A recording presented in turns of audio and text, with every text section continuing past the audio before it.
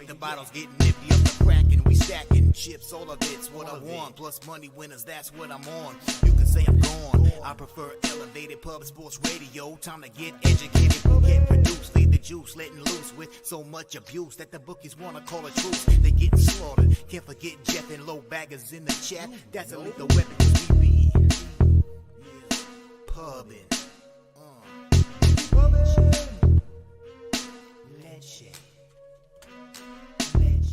What up, cappers, gamblers, punters, hustlers, low baggers? Happy Wednesday, February 7th to all of you. Thank you for watching Betting with the Bag right here on Pub Sports Radio, man. Super Bowl week ahead of us. We are 4 days away from Super Sunday.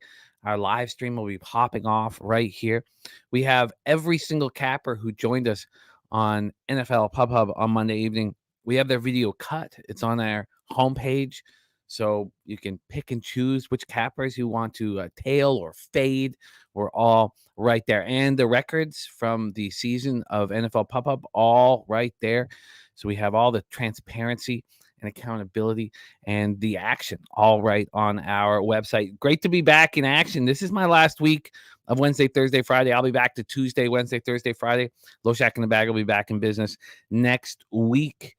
But we're rolling, man. We have right now the best group of records in college basketball that I've been a part of. Everybody crushing college basketball here on the channel. Just consistency, enormous consistency. It's so impressive. Mikey Money's ROI right now in college basketball on the show here, on our show, 10.36%. Daby Cab, 8.94. Conor Mac, 4.33. Mine, 16.18. All four of us just, healthy in the black. So I'm very excited about that. We started with NHL, and look, it's not all glory. I don't know exactly what happened at the end. I mean, it's a tough time of year before All-Star break, but I had that massive winning day and then kind of fell apart last 2 weeks. So, my ROI in NHL this year, minus 3.97%. And my unit size higher in NHL. So that's bothersome. That is bothersome. Speaking of college basketball, how much everybody rocked. Last time we had C-Mac on the show, 6-1 plus 4.92 units. So he had a monster day. Mikey had another winning day. He's got a streak going for winning days here on the show in college basketball. He went 9-6 plus 3.38 units. This is all very, very exciting. I took a couple days to regroup. I'm ready to fire away. And I would like to have action on every game in the NHL. I have action on 2 of them. There's been line moves that have gone against me in the last hour and a half that confused me. But, it is what it is. And I'm ready to move on the one game that I haven't moved on in NHL. It's great to see all you guys. Let's get to work. We got Joe T in the house. Joseph Thompson says, what up to me? Let's cash. Best bet UCLA, Stanford over 135. Another thing that might be helpful for you guys as you kept the card is any morning, you just go to our schedule, which is in our description of the video, and you'll see exactly what college basketball games we are capping and each guy is capping. So that's all locked down. For those of you who haven't looked yet, we have a beautiful college basketball schedule, but we don't have that game that Joe T is hammering. So let me just pop this right here. Joe T's best bet. Joe T, thank you for sharing that with us, my guy. Let me get that right here. But yeah, C-Mac is on High Point, UNC Asheville. He's Charleston Southern and Winthrop. I hope I'm involved in those games because they start half an hour early at 6:30 p.m. Wisconsin, Michigan is very interesting. You're going to hear each capper talk about that game, and you'll hear different looks. It's a very, very interesting spot. That's a big one in the Big Ten. Then we have Western Kentucky, Louisiana Tech, La Tech, and that closes up C-Max college basketball. Then Daby Cab comes in, Wisconsin, Michigan, and Creighton, Providence, and Texas A&M, Missouri. And then Mikey Money. We're going to open up with that Wisconsin, Michigan, because you're going to hear a different look from Mikey. Then he's got Villanova, Xavier, South Carolina Upstate, Longwood, Marshall, Troy, Furman, Mercer, Old Dominion, Southern Miss, James, Madison, Arkansas State, and then he closes up shop with Creighton, Providence. So you're gonna hear a couple looks on Creighton, Providence. So I'm pumped up. Then we got Dutch boy fresh for NBA. Dutch being running real nice here. So it's a great spot. And I couldn't believe this when I was looking at these records that with everybody that we have coming on the show today, if you're looking for a weak spot on the program, it's my NHL. And when I came to that realization, I was nonplussed. I was nonplussed. Now I'm a good week away from the black, but it is what it is, man. Smoking Tree in the house. Timberwolves first half, Jazz +3, Heat -3. Says easy money last night. I love it. Justin McKelvey, he's on UNC Asheville moneyline. UNC Asheville moneyline. So let's copy and paste that because that game is going to be discussed by our guy Miggity Mac Daddy. In fact, that's our first game on the college basketball slate. So Justin, thank you for getting us rolling, man. Can't wait to rock with you and Pubapalooza, man. The countdown is on. It'll be really on once we're less than 30 days away. Vincent Ramirez in the house, and there it is, Pubapalooza 2024, man. And get in early. Those are when we have events. We have events Friday, Saturday, Sunday, but Thursday is going to be popping. Wednesday is going to be popping. Vincent Ramirez in the house. Great to see you. Tori Coker says, my best bet, Heat will get rolling. It's interesting with this Heat spot.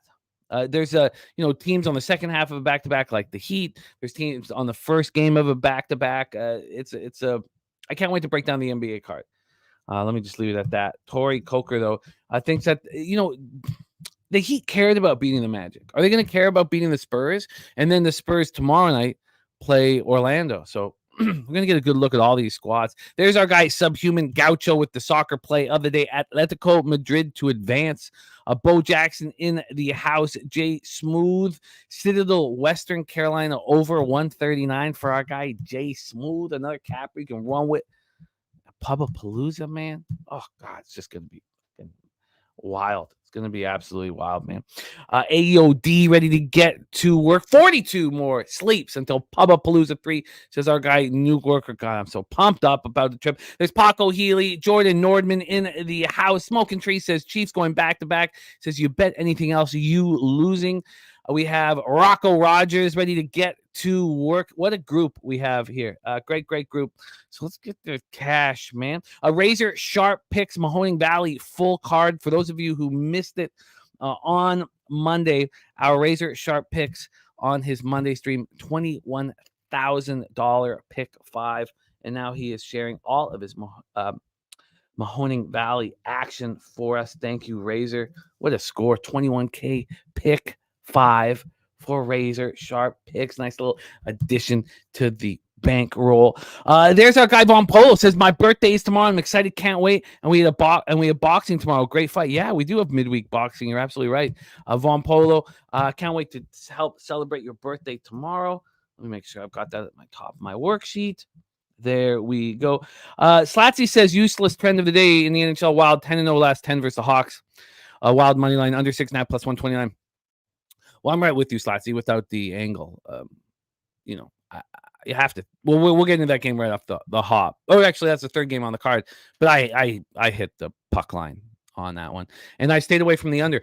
I can't, even though we've seen early unders, since we've come back, I still can't trust a bad hockey team like the Blackhawks to play the type of accountable defensive hockey they were playing before the break. And that's always been my thing. I can never count on bad hockey teams continuing strong defensive play after a break. But we'll talk about all that. I'm all over the Wild with you, Slatsy. All over it with you. And look at there. See, Slatsy saying unders 2-7-1 in the NHL since the All-Star break. But those have been good teams playing unders. But we'll talk all about that. It's a fun time of year. Let me get this locked here.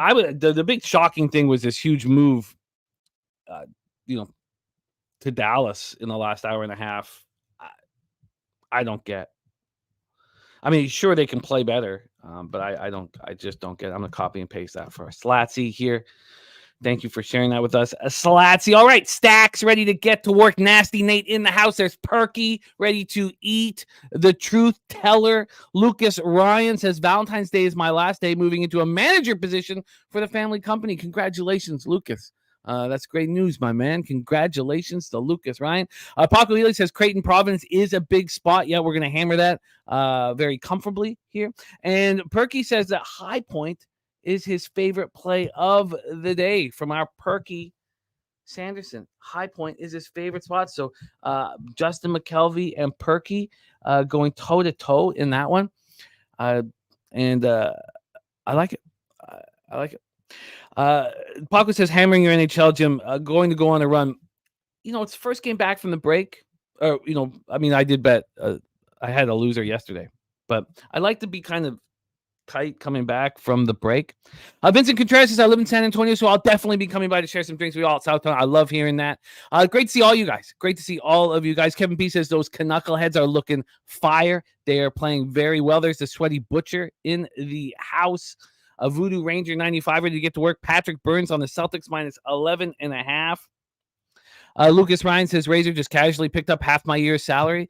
It is a bankroll that he has built over many years, and what it's supposed to do, Kev, what it's supposed to do, Lucas, is inspire everybody to focus, put so much focus and care into their bankroll. Your bankroll is your ticket to happiness. It's your ticket to everything. It brings so much to your life having a bankroll. You need very little else in life if you got a beautiful bankroll. I like it. Al Cervic ready to go. There's Res Mob in the house. Patrick Burns taking the Celtics minus 11.5. Yes, Rocco, quick confirmed for the Rangers. I wanted that information. I wanted that confirmed. And then I almost bet it just before the show started, but I was like, you know what, I can still talk it out. So the line wasn't moving. But I wanted to see that. But am I going to sit here and believe that he's going to be the starting goalie as we move into the big games? Hard to imagine that. There, Paco Healy says it brings maneuverability to your life. I like that. There's Red Girl ready to get to work. Res Mob in the house. All right. Let's get to work. Let's get to work in NHL and bring on our first guest. When I see him ready to rock with his camera on, we will get him on here because we have a 3-game NHL card, and then we will hear best bets from him as well. So let's get started in NHL. We start at 7 p.m. Eastern. The Dallas Stars at the Toronto Maple Leafs. The Leafs 25-15-8, 11-10-2 at home, Scotiabank Arena in Toronto, Ontario. Now, is it because there's no way they don't have Wedgwood in there? I mean, it's first game back from the break. They're not going to. Ottinger was spectacular last night in Buffalo. They got completely outplayed in Buffalo. Let's go over the line history here for this one, and then let's bring on our guest here for Wednesdays and Thursday. We're going to see what the schedule is, but for Wednesdays right now, he did double up for us because we had no NHL last week, and thank God we brought him on. It was a late decision where I was like, let's add CMAC to our show, and he goes 6-1. Plus 4.92 units. So here we go. Toronto right now. Because it shows me what it was, 2.5 hours ago, and that was at minus 142 at Pinnacle. I refresh it, and it's now at minus 125. Just a monstrous move back to Dallas. So just to give you an idea, when I bet this, it was minus 135 and plus 170. The minus one line on the Leafs gave me plus 115. And it wasn't available out on Pinnacle yet because the Stars Sabres game was still on. Then I looked this morning and it's minus 150 plus 160. I'm like, good. I smashed that market move. And all has changed in the last little while. From a total standpoint here, we are sitting on a 6.5. It's minus 118 to the over. Pretty high total. Not sure if I'm going to try to get underneath it, but it is a pretty high total. All right, let's bring on your guest. And I was talking about the excellent day he had here on Thursday as all our college basketball cappers are heating up. That's what happens. I always find it shocking when people sort of get jealous of their colleagues and their friends winning because you want to be around winners. It sharpens the group up. It sharpens everybody up. You want everybody winning. It inspires everybody to try harder, to think smarter. And that's what we have in college basketball right now. That's what we need to get going in the NHL. And unfortunately, I'm the one that's hurting us in the NHL. Please welcome from Las Vegas, Nevada. He is the star of our Saturday college basketball live stream alongside Dabra Cadabra. Please welcome Mr. Miggity Mac Daddy. C-Mac, how are you, my friend? Jimmy, what's going on? Shout out to the chat. Let's Let's get rolling. NHL is back. I had a good day yesterday. Ready to roll. And a lot of college basketball, Yes. as always. How are you? You good? I'm good, man. I'm good. I'm excited. I'm excited Super about Bowl? Super Sunday, Come man. on. I've had some crazy Super Bowls the last few years, too. So keep that rolling. I haven't. Huge scores. I haven't, and I'm nervous. I am nervous about Sunday. There's a guy, Nate Dogg, 420 in the house. So, C-Mac, let's get to work. I've set up this Dallas Maple Leafs game a little bit. Wedgwood, 13-4-4, 2.98 goals against average, 8.99 save percentage. Samsonov, 8-4-6, 3.35 goals against average, 8.79 save percentage, 2 shutouts. He seems as locked in as he's been all year. Dallas power play, 22.5%. Excuse me. Dallas power play 22.5%, 82.7% penalty killing. Toronto power play 25%, 77.8% penalty killing. Leafs had their 3-game winning streak snapped in a 3-2 loss at home versus the Islanders in their first game out of the All-Star break on Monday night. I don't know how any team would be in a better situation than the Leafs. Their stars were all in Toronto for the All-Star break. They haven't gone anywhere. They had a bunch of guys in the All-Star game. Here you have that first game, you come in, you lose, you get that slap in the face, and now a very good Dallas Stars team comes in, so you have to be, playing at the top of your ability. Depth centers Daby Cab and Cal Yarncroc are out with injuries. Stars are on the second half back-to-back after winning 2-1 at Buffalo last night. They were outshot 48-30. The Stars are a healthy group, and sure, they're going to play better, and teams get up to play in Toronto. With all that being said, how is this not a great spot for the Maple Leafs? I can't help. And at first, the market was going in my direction, and now it's gone against me. But I moved on this last night early while the Stars game was still on. I'm on the Leafs -1, and I feel fine. I don't like that the lines moved against me the last hour and a half, but it is what it is. Take it away for us, C-Mac. We're at Scotiabank Arena in Toronto, Ontario. Yeah, how can you not feel great about this, spot with the Leafs? I was just against them with the Islanders in a good game. They tied that up late, but ended up losing it. And now after that loss you mentioned, they were at home, sitting around in Toronto. That was where the All-Star game was, having a good time. They've had a bunch of success. It's been a tough kind of trip for Dallas in the past. And you mentioned it. They win a tough one last night. Ottinger was very good, 47-48. They beat the Sabres 2-1. And I think they could be pretty good here. One thing we haven't seen with Dallas, so what do we see? We've seen these under since they've come back here, Jimmy. I'd like to kind of be on this under in this game. I don't know if we get goals or not and explodes, because both these defenses haven't been great. At times they can play well, but they've gotten beat this year. But, fresh start here after the break. I'm in agreement with you. I don't bet the Leafs a lot, but I think this is a spot for them if there ever was one. Wedgwood's in net. He's been pretty good, but what do we get from Samsonov? What do you think here, Jimmy? I mean, when I hear always, yeah. But when I hear Newkirk say Samsonov is a straight fade for me, I believe that's a vividness bias in play. If you he's gotten. Or listen to him talk, he seems locked in. He's seeing a shrink. He seems locked in. He's very intense. He's allowed 9 goals in his last 5 games. 9 goals in 5 games. That includes an overtime spot. So I love the way he's playing. And in fact, I thought that the fact that people will have this vividness bias of how bad he's playing was going to help with the opening line. I thought that it did. I think that to me, it's clear as bell that if it's Wedgwood versus Samsonov, the Toronto Maple Leafs have a goaltending advantage. I don't care how bad he looked in the beginning of the year. We saw what he was like last year. We know that he can be a fragile case, but I think it's a big advantage. Not big. I think it's just an advantage for the Leafs if it's Samsonov Wedgwood. But sorry, keep rolling, my man. Yeah, I just can't. I think people just see the Stars here, and I'll go there at plus money, and we're seeing this, Jimmy. That's why you're seeing a little bit of buyback. Why not? They won last night off the break. I mean, regular bettors, these guys, they don't really But some of these guys aren't looking at, back to back. They're just looking at the stars. They're plus 115 or whatever. So I think that's what we see a little bit in this.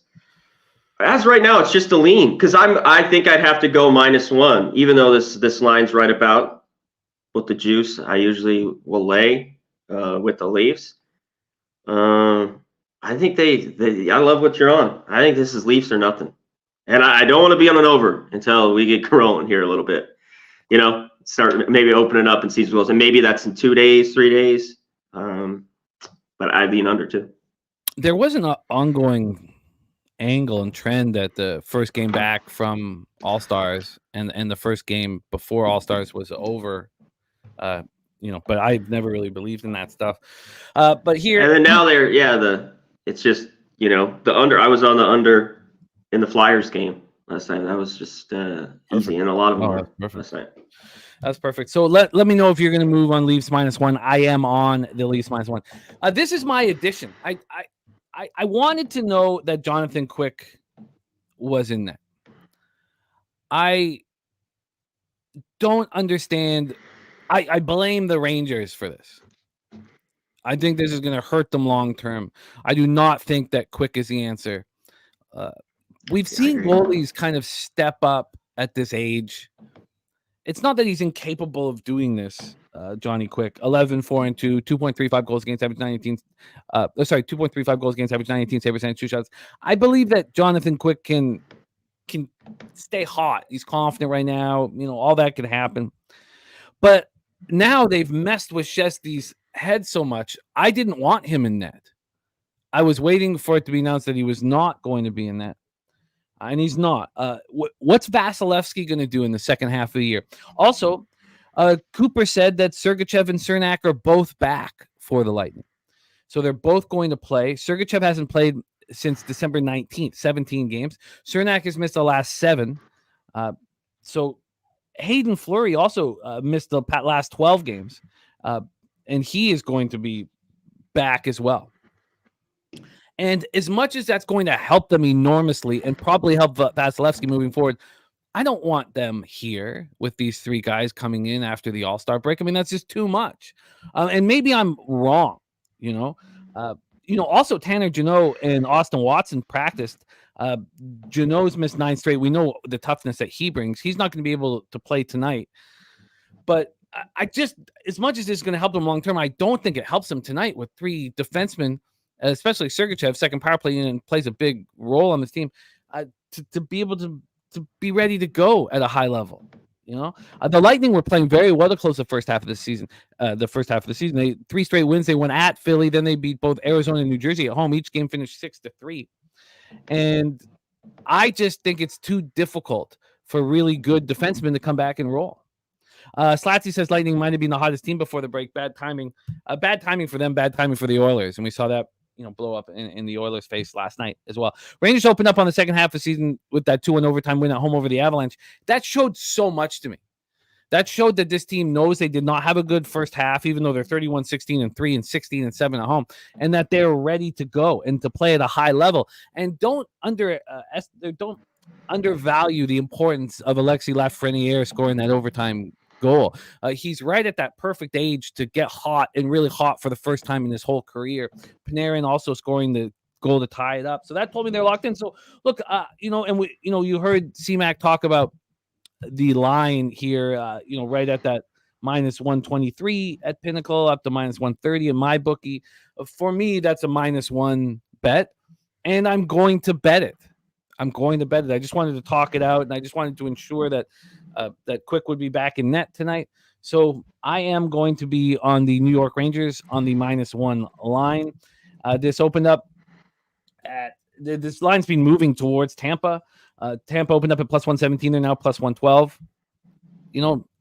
Whatever. I don't agree with that from an X's and O's standpoint.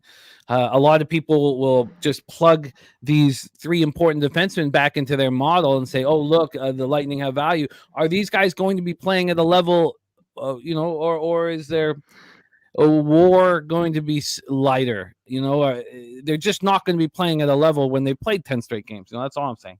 This total's at 6.5. It's juiced to the under at minus a 112. This opened up 6.5, and within 3 hours, it was a 6, and it was a regular 6. This was a pick 'em at 6 at 8 this morning. Now we're back up to 6.5. Take it away for us here, C-Mac. This is a bet I'll be making after the show. I'll be adding the Rangers on the -1 line. Floor is yours. Well, I want to look the other way here. And one of the biggest things, though, I think Lucas just put in the chat is the break, though, with the Lightning. I mean, we saw it with the Oilers, who won, 16, 17 straight. But that's always a battle against Vegas. And that place was going berserk last night. Basically the last, home game for the Knights before they hit the road there in a good one. Quick's been excellent. I get why you want it. You know what I mean? 3 straight games, 2 or less goals. He's been looking good. And I think this can happen in short spurts. And he's done it this year so far, Jimmy. But he's 38 years old. This isn't 25-year-old Jonathan Quick. That was excellent a long time ago. But he should be refreshed, feeling well. I get why you like the Rangers. I think the Lightning were just playing really, really well. Now, that back end, like you're talking about, could be a problem. Is this a game that maybe there is more goals? I could see that here, whether it gets over. I don't know. But I think this is the game that I was looking at. All the 3 this morning that we could see some goals in.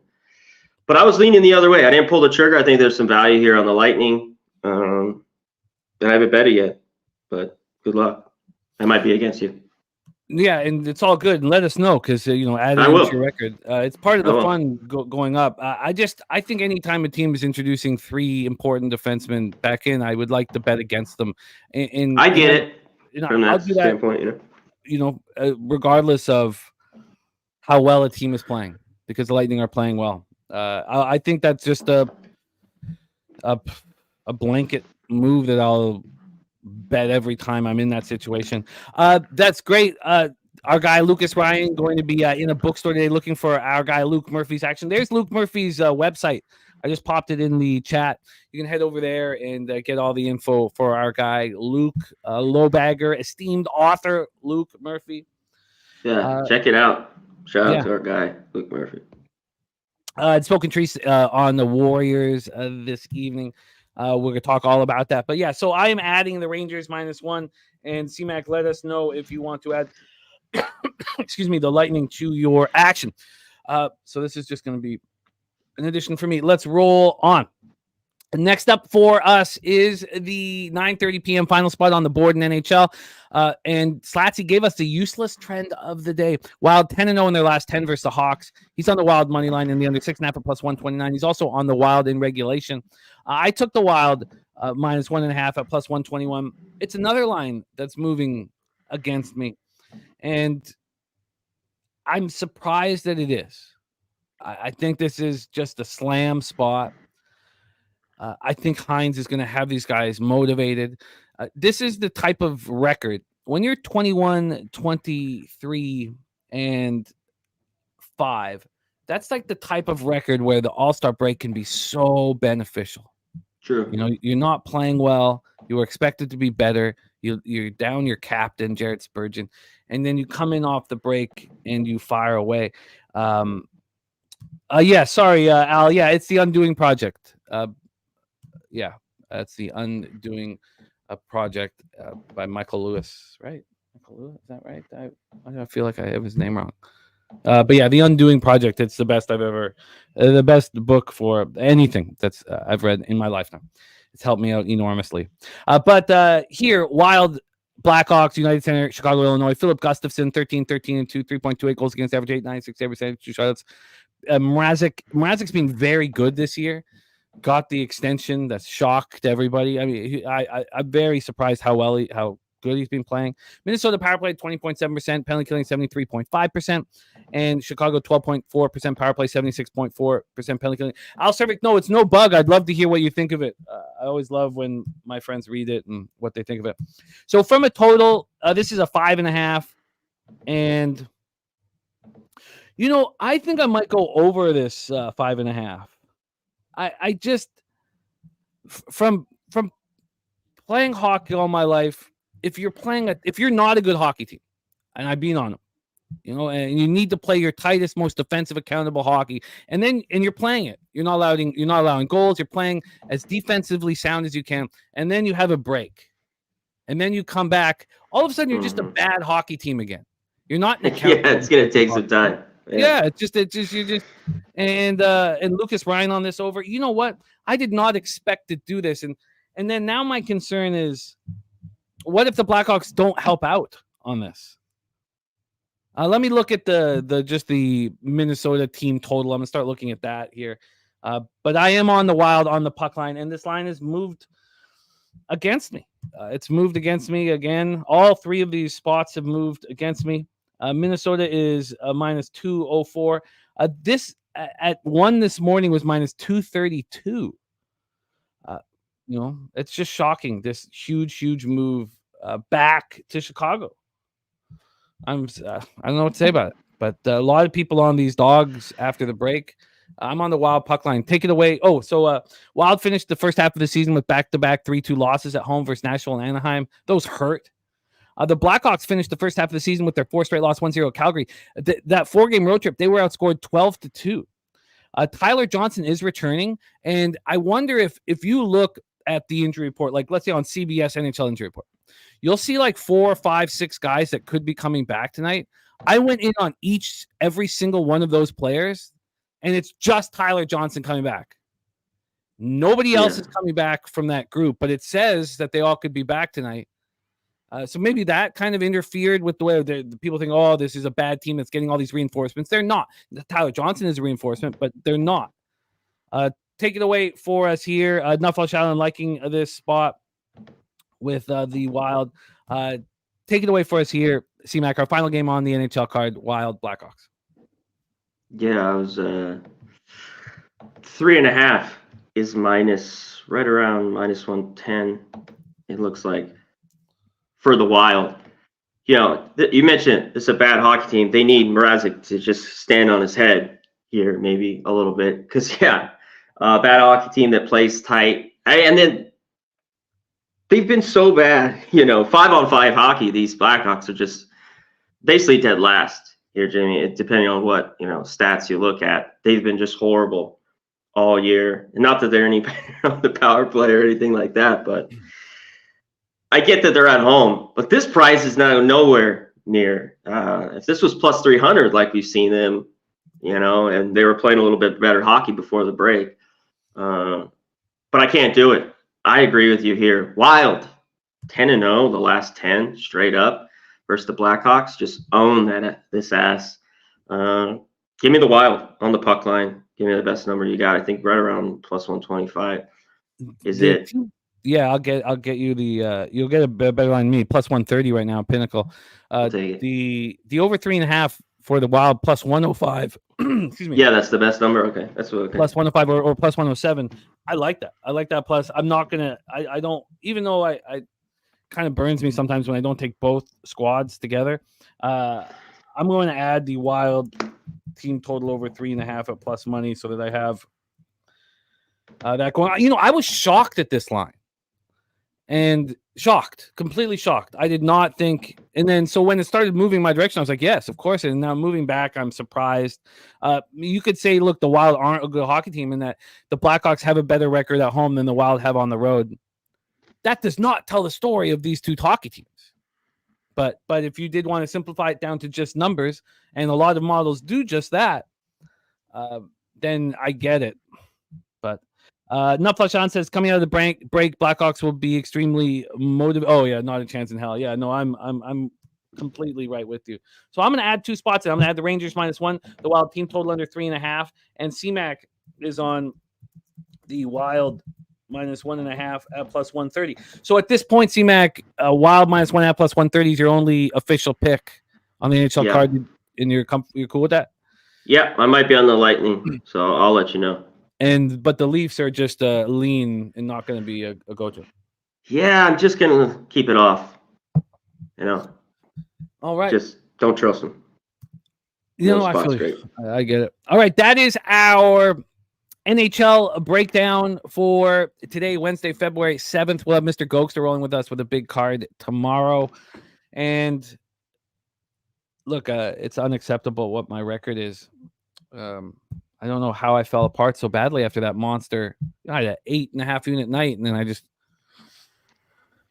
fell apart. So it is what it is. Let's move on to college basketball. I'll be right back. Okay, sure. CMAC had a absolutely spectacular last performance with us.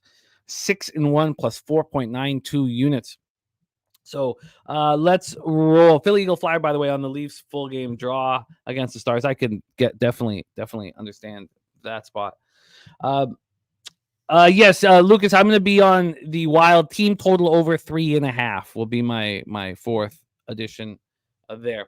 Okay, so let's set up college basketball. And I went over the numbers for the group, man. It's just really impressive what everybody is doing here. You see my record and CMAC's record up there. But same going with Daby Cab and Mikey Money. This is the most consistent that we've been as a group on screen. And I love seeing it. And it's helped enormously for the bankroll. So let's set up our action here and move over to college basketball.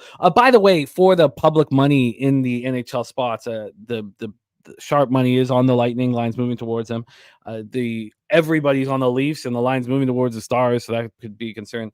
And then the ticket count, Wild Blackhawks is like 50-50, but 98% of cash is on the Wild. So huge bets have come in on them. But let's get into college basketball here and get all set up. First, let's set up our action here, and then let's move over our line matchups. And then I will reintroduce it for when we cut college basketball, Jose. So don't worry about this meandering way of setting this up. Here we go. All right. Okay. Oh, shit. One more thing I got to set up here. Move this over and CMAC ready to rock. So let's get after it. Okay. Let's roll here. Move over to Div 1 instead of top 25. Okay.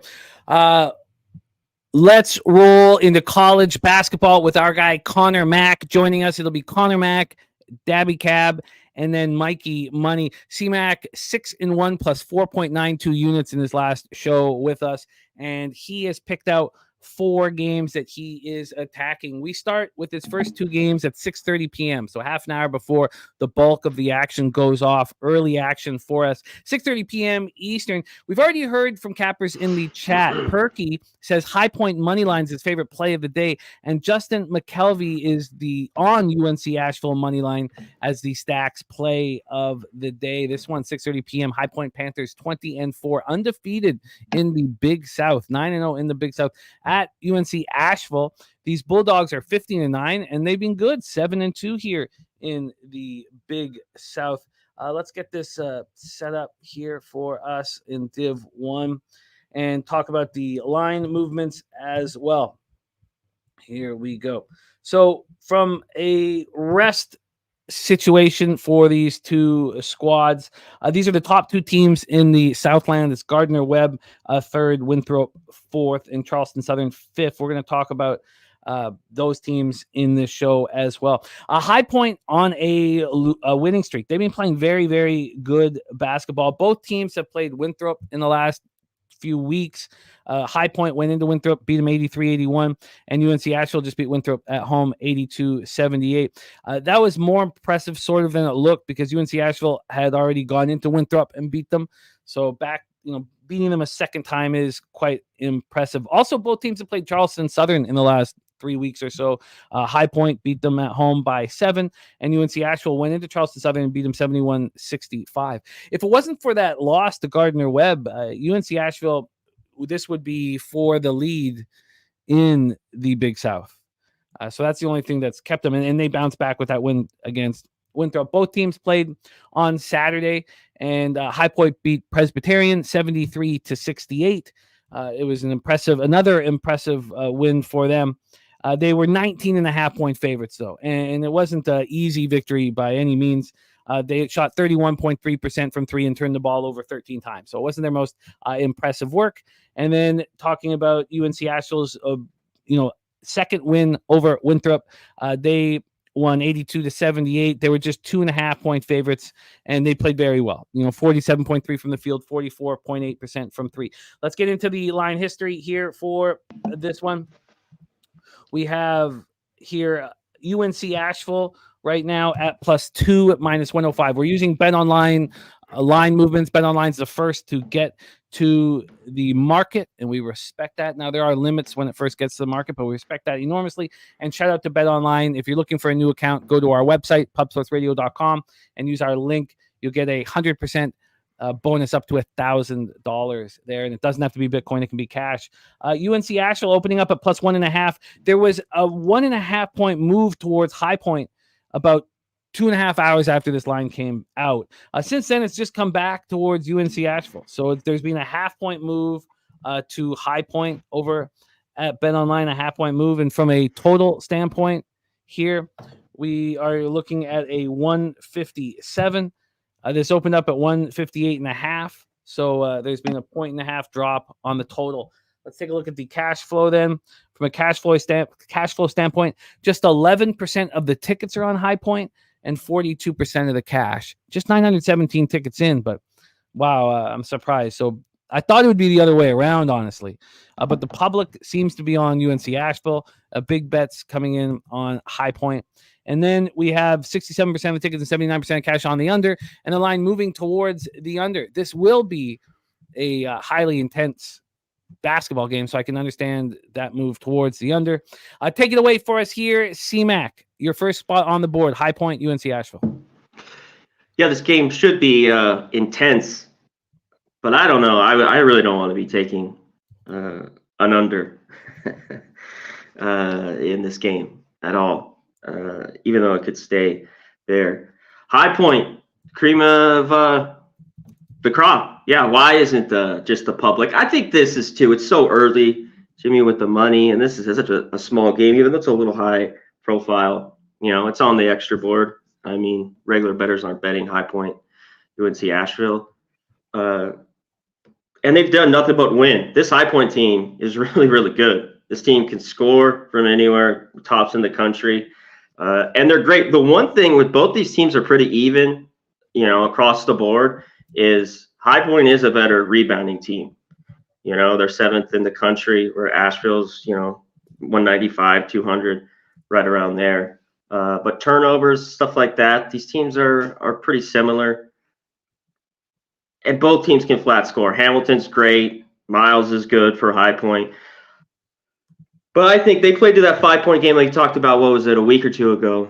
But I think this game is a lot closer. I think Asheville is pumped for it. This is a conference they've really kind of ruled a little bit, or at the top for many years. And I like them here tonight with this short number. I got to be on UNC Asheville. Drew Pember, as much as McMullen and Banks need to, those guys have to pitch in. Drew Pember, he's been there like 10 years, this guy. He's 25 years old. Old guy from Tennessee. He's just off a 36-point game. He's done that multiple times this year. He averages 21. I think he's huge here tonight. And the home team right now, how Asheville's playing, I want the +2.5 in my pocket. So give me the best number you can. Are there 2.5s out there? Yes, I will look for that. And sorry, I was replying to somebody right when you were talking about that total. Can you touch on it again? It's high. I'm just not going to mess with it. Both these teams can score so well, and they can just get up in this up and down type game. I can't take the under. What was the craziest under yesterday, which you're not playing, that was a UT Martin game. I can't believe that game was 163. I mean, it went 30 points under. It was the easy scratcher we had yesterday. That was the biggest head scratcher I'd seen probably a week on a total. I mean, this one I think is right about where it should be. I didn't want to mess with it, but I want the small home dog here in Asheville. I think High Point's going to drop one here on the road, and it is today. Bet Chris has that +2.5, -115. Bookmaker on Bet Chris. I'm not sure if Billy Friedrich is in the chat, but I don't know if they're the only book to not be at 2 here on the offshore market, and it's also but it's just -115, so maybe that Makes sense. But that's what we'll give you right now is that plus 2.5. It'll cost you a nickel. Is that okay for the minus 115? That's right. Do you have a minus 110 anywhere if you can find? No, that 2.5 at bookmaker you're talking about. That's the lone one I see. Okay, cool. 115. All right. CMAC is in UNC Asheville plus 2.5 minus 115. So if I was to move on this under, which I'll see, I want to see how my card sort of shapes up with you guys, because this is the best part of betting with the bag over the last while is our college basketball. You guys are all delivering here, and it's allowing me to pick and choose, and kind of it's you guys are the reason why I have the record I have. If I was to move on this total, I would move on the first half under, not the full game under, expecting the intensity defensively to, not that it won't be there both halves, but there could be a barrage of late scoring if one team is ahead and then the fouling late. If Yes. So you support that angle, that idea, if I do pull the trigger just to focus on that first half? First half. Yeah. Both these teams, I wouldn't go full game. Both these teams get to the line. I mean, crazy. High Point's tops in the country. I mean, they drop 20. They make 20 free throws. They shoot 78%, which is good, but they get there 25 times. And Asheville's top 10 too.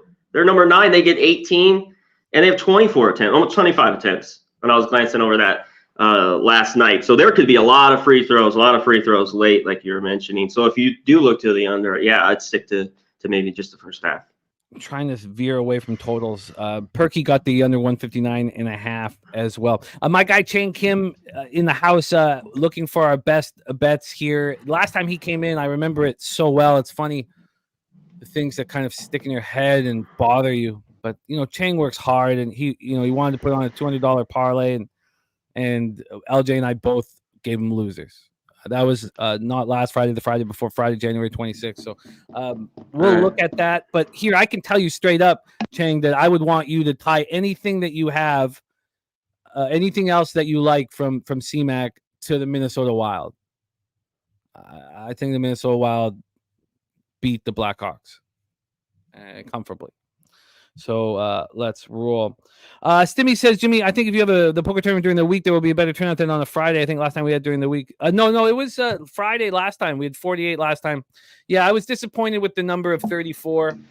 But you know what I thought? Instead of getting disappointed about that, just focus on horse racing live streams. That's what I'm gonna do. If we can't, if people don't want to play poker, or if they don't want to buy it, that's all good, But it is frustrating when we put so much energy and time and want in that poker tournament, we don't get a big turnout. But there's our winner right there. Stimmy OG picked up just a taint hair under $1,000. Stimmy, you're the man. A great casher, my man, and congratulations on that. Let's roll on. 6:30 p.m. Eastern. Next spot on CMAX board: Charleston Southern Buccaneers, 8-14, 4-5 in the Big South. At the Winthrop Eagles, 14-10, 5-4 in the Big South. We're Winthrop Coliseum in Rock Hill, South Carolina. Also, don't forget, we have our horse race today. It's Wednesday, so we're gonna have a 2-minute horse race at the end of NBA. $50 up for grabs. Jose, how many gold members do we have? How many horses are out there? 51. 51 gold members. So you still have time to become a gold member to get into the $50 horse Get race. in the gold. Come on. And don't forget, if Preston, Jeff, or I win it, then there'll be $100 for the next race. But let's go. Charleston Southern Winthrop is CMAC's next spot here. And these Buccaneers on a 2-game winning streak. Both teams played on Saturday. We talked about Winthrop losing to UNC Asheville yet again, which obviously makes them an angry group. They're just 5-4 in conference, and they've been losing a lot lately, and they've been playing the best teams in the conference and losing to them. They lose 83-81 at home to High Point. They just played High Point in UNC Asheville. And the interesting thing is it comes right on the heels of their one win in their last 5 games, which was at Charleston Southern. They went into Charleston Southern on Wednesday, January 24th, and destroyed them. They shot 57.9% from the field. Charleston Southern shot 9.1% from 3. It was just an embarrassing loss. Winthrop was 6.5-point favorites, but an embarrassing loss. You have to think that Charleston Southern wants to answer here. Excuse me. So let's go into the line history here for this one. From a side perspective, we have Charleston Southern as 9-point dogs. Sorry, let me move over to Bet Online. Bet Online has this right now at a 9. It opened up at 12. Jesus, so we've had a huge move towards Charleston Southern, and it's not stopping. So a 3-point move towards them. Excuse me. And then from a total standpoint, it's sitting at 143.5 juice to the over. This opened up at 144, but it went down to 141. This was down to 141 before it came all the way back up now to 143.5. So we have a half-point move towards the under. Taking a look at the cash flow for this one, we have 75% of tickets on the under. We have no information on the cash flow. We have no information on the cash flow on the side either, but we know that 90% of the tickets are on Winthrop. 90% of the tickets. So there's got to be big bets coming in on Charleston Southern because this is a big move towards Charleston Southern. Take it away for us here, C-Mac, your next spot on the board. More Big South action for you in Winthrop Coliseum in Rock Hill, South Carolina. Yeah, let me touch on Patrick's comment. I mean, that was just my take. I think there's mad respect for High Point. How can you not? This team keeps winning. They've been covering numbers all year. I think a lot of people look at this as a short line and want to get it. I mean, our guy Perky is on it, right? High Point? Or is he not? Yeah. Yeah, Perky is best bet on the board. Let's get to this one here. I don't love this has moved at all. I was on Charleston Southern on Saturday. That line was just off. Usually I don't want to go back to a team again, but I think they're playing really, really good basketball. You mentioned Winthrop losers of 4 of 5. They've just been against the better teams. You went through it. Asheville twice, High Point. Well, one thing in those games, they've been scoring a ton. 7 out of the last 8 games have gone over the number. One thing with Charleston, I think they shoot better than they did in that horrible game, too, where you just talked about 9% from 3. Both these teams don't play great defense. I thought this total was way too low, especially if I get 142. I want the over in this game. I think Charleston comes to play. I want it over 10 here. Can you get a 9.5 with Charleston? Oh, this is a double up for me if you can get it. Yeah, I believe that we can get that, but let me look for the total here because this was a big swing, and Pinnacle even did the same thing. Pinnacle's back at 144 here, so and Bookmaker moved this to 144.5. So we've had complete U-shaped movement here. So I don't know if you can beat this with your books, but the best one we have is 143.5 at -110 right now for the total. Okay, I gotta. You take a look there. So I'll just put this in here so I can remember. And then from a side, I do believe there was a 9.5 out here because this was 10.5, 3 hours ago. Yes, the 9.5 at Bovada. Anywhere else? The Superbook's 142.5. Okay, great. Let's give you that. With just regular VIG? I believe so, yeah. Okay, over 142.5. And Southern plus 9.5 at -110. A double up spot. For our guy, C-Mac, let's roll on to the next spot on the board. And you're going to hear this game now from each of our cappers. And you're going to hear different angles on it as well. So get ready for putting your plan together. And C-Mac was looking at this one last night. But I just thought that if we were going to get the takes from each capper that, even if you hadn't pulled the trigger yet, I'd like you to touch on it. So let's go. We head to the Chrysler Center in Ann Arbor, Michigan. Wisconsin Badgers at the Michigan Wolverines. Wisconsin 16-6, 8-3 in the Big Ten. Michigan Wolverines 7-15, 2-9 in the Big Ten. Not playing good basketball. Wisconsin's lost 2 straight. We were on them. We're on Nebraska when Wisconsin lost there in overtime 80-72. And then Wisconsin looked great against Purdue, losing 75-69 on Sunday. On Saturday, Michigan kept their losing ways going, and these are almost all double-digit losses. The team's falling apart. They've lost 5 straight, and each loss of the double-digit variety. It started January 18th at home to Illinois. They got destroyed at Purdue. They lose by 10 to Iowa. They lose by 19 at Michigan State, and then they come home and lose by 10 more to Rutgers. So this is a struggling team with a lot hanging in the balance, whether coach will be fired. We'll have three different cappers touching on it. So let's get into the line history here for this one. There was this immediate move towards Wisconsin, and then it stopped dead. So this opened up at 4.5. It quickly went to 5.5. That took an hour. I didn't realize this, but there was a half-point move back to Michigan last night.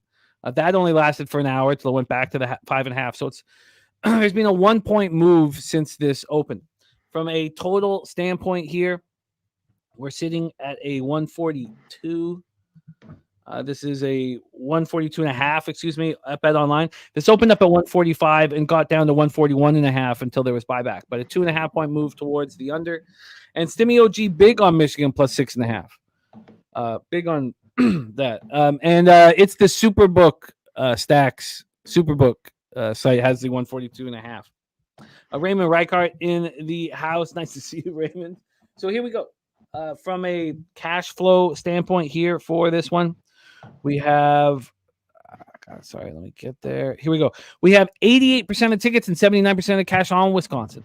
Right when this came out, I was like, God, how, just for the way I've been capping, how am I going to possibly stay off of Michigan here? Like, it just feels like a letdown spot for Wisconsin. But, man, Michigan's lost 5 straight by double digits. This line's not moving. 39% of tickets and 62% of cash on the under. Stimmy liking Michigan. And you are going to hear a capper on today's show that is on Michigan. Take it away for us here, C-Mac. Badgers, Wolverines. Yeah, full game. I want to be on Michigan. This team, they've just been so disappointing all year. One of the biggest problems is they can't stop anything here. To me, that's what I'm going to look to in this game. Wisconsin's been just not the Wisconsin of old. They've been scoring points and been going over the number. Now, but when both these teams play, Rutgers, Maryland, we've seen the classic under. 73-61. When these teams like get together like this, and Michigan in the 300s in almost every defensive category have given up over 80 at home, like clockwork. So I wanted the full game over, but I'm just going to isolate this to just Wisconsin's team total. Unless Michigan has found something, which I don't believe it. I think Wisconsin, this team's lost the last couple. They need a win. They could shoot it well. They could get to the rack. They're bigger. They're more physical than Michigan. Michigan's at home. I've been waiting for Michigan to kind of get things going. I remember they had to win Ohio State. Maybe is this the game after 5 straight losses? And one of these has kept me too. Is like, I don't know if Michigan State, they only scored 62. That's why the full game total, I was just a little bit hesitant. But give me Wisconsin's team total. Is there 73.5? There's a good VIG at 73.5. Give me the over on it. Okay, I'm going to look right now and get this here. Absolutely wild here. Okay, so here we go. From a team total standpoint, did you have, obviously this is a sense that you did, but did you come close to making a full game move on the total? Yeah. I just, going through everything, I just wanted to isolate Wisconsin. Michigan, they just lost to Rutgers, scored 69. I've seen this Rutgers team. We just saw them last night. They have a great defense, but they have trouble scoring. Michigan State got 81. Iowa got 88. Purdue got 99. Illinois got 88. I just think Wisconsin can get there. Michigan is at home. They haven't been able to get it done. And so that kept me off the full game total and even the 6. 72.5 at minus 115. Beautiful. All right.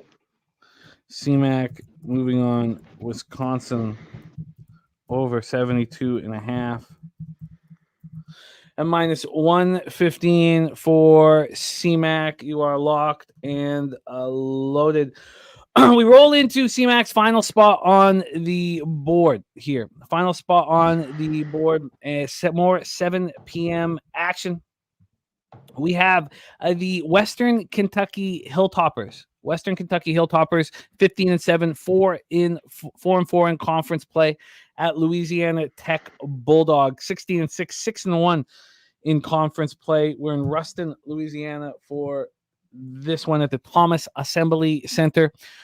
We have Western Kentucky winners of 2 of their last 3. All 3 of those games came at home. They haven't been nearly as good on the road, although they did go to New Mexico State and lose just 72-70, but lost at UTEP. The 3 games at home they played on Saturday, they beat Middle Tennessee. They beat them badly, beat them up 88-65. La Tech winning basketball games and looking good at home, whereas Western Kentucky lost by 6 at UTEP.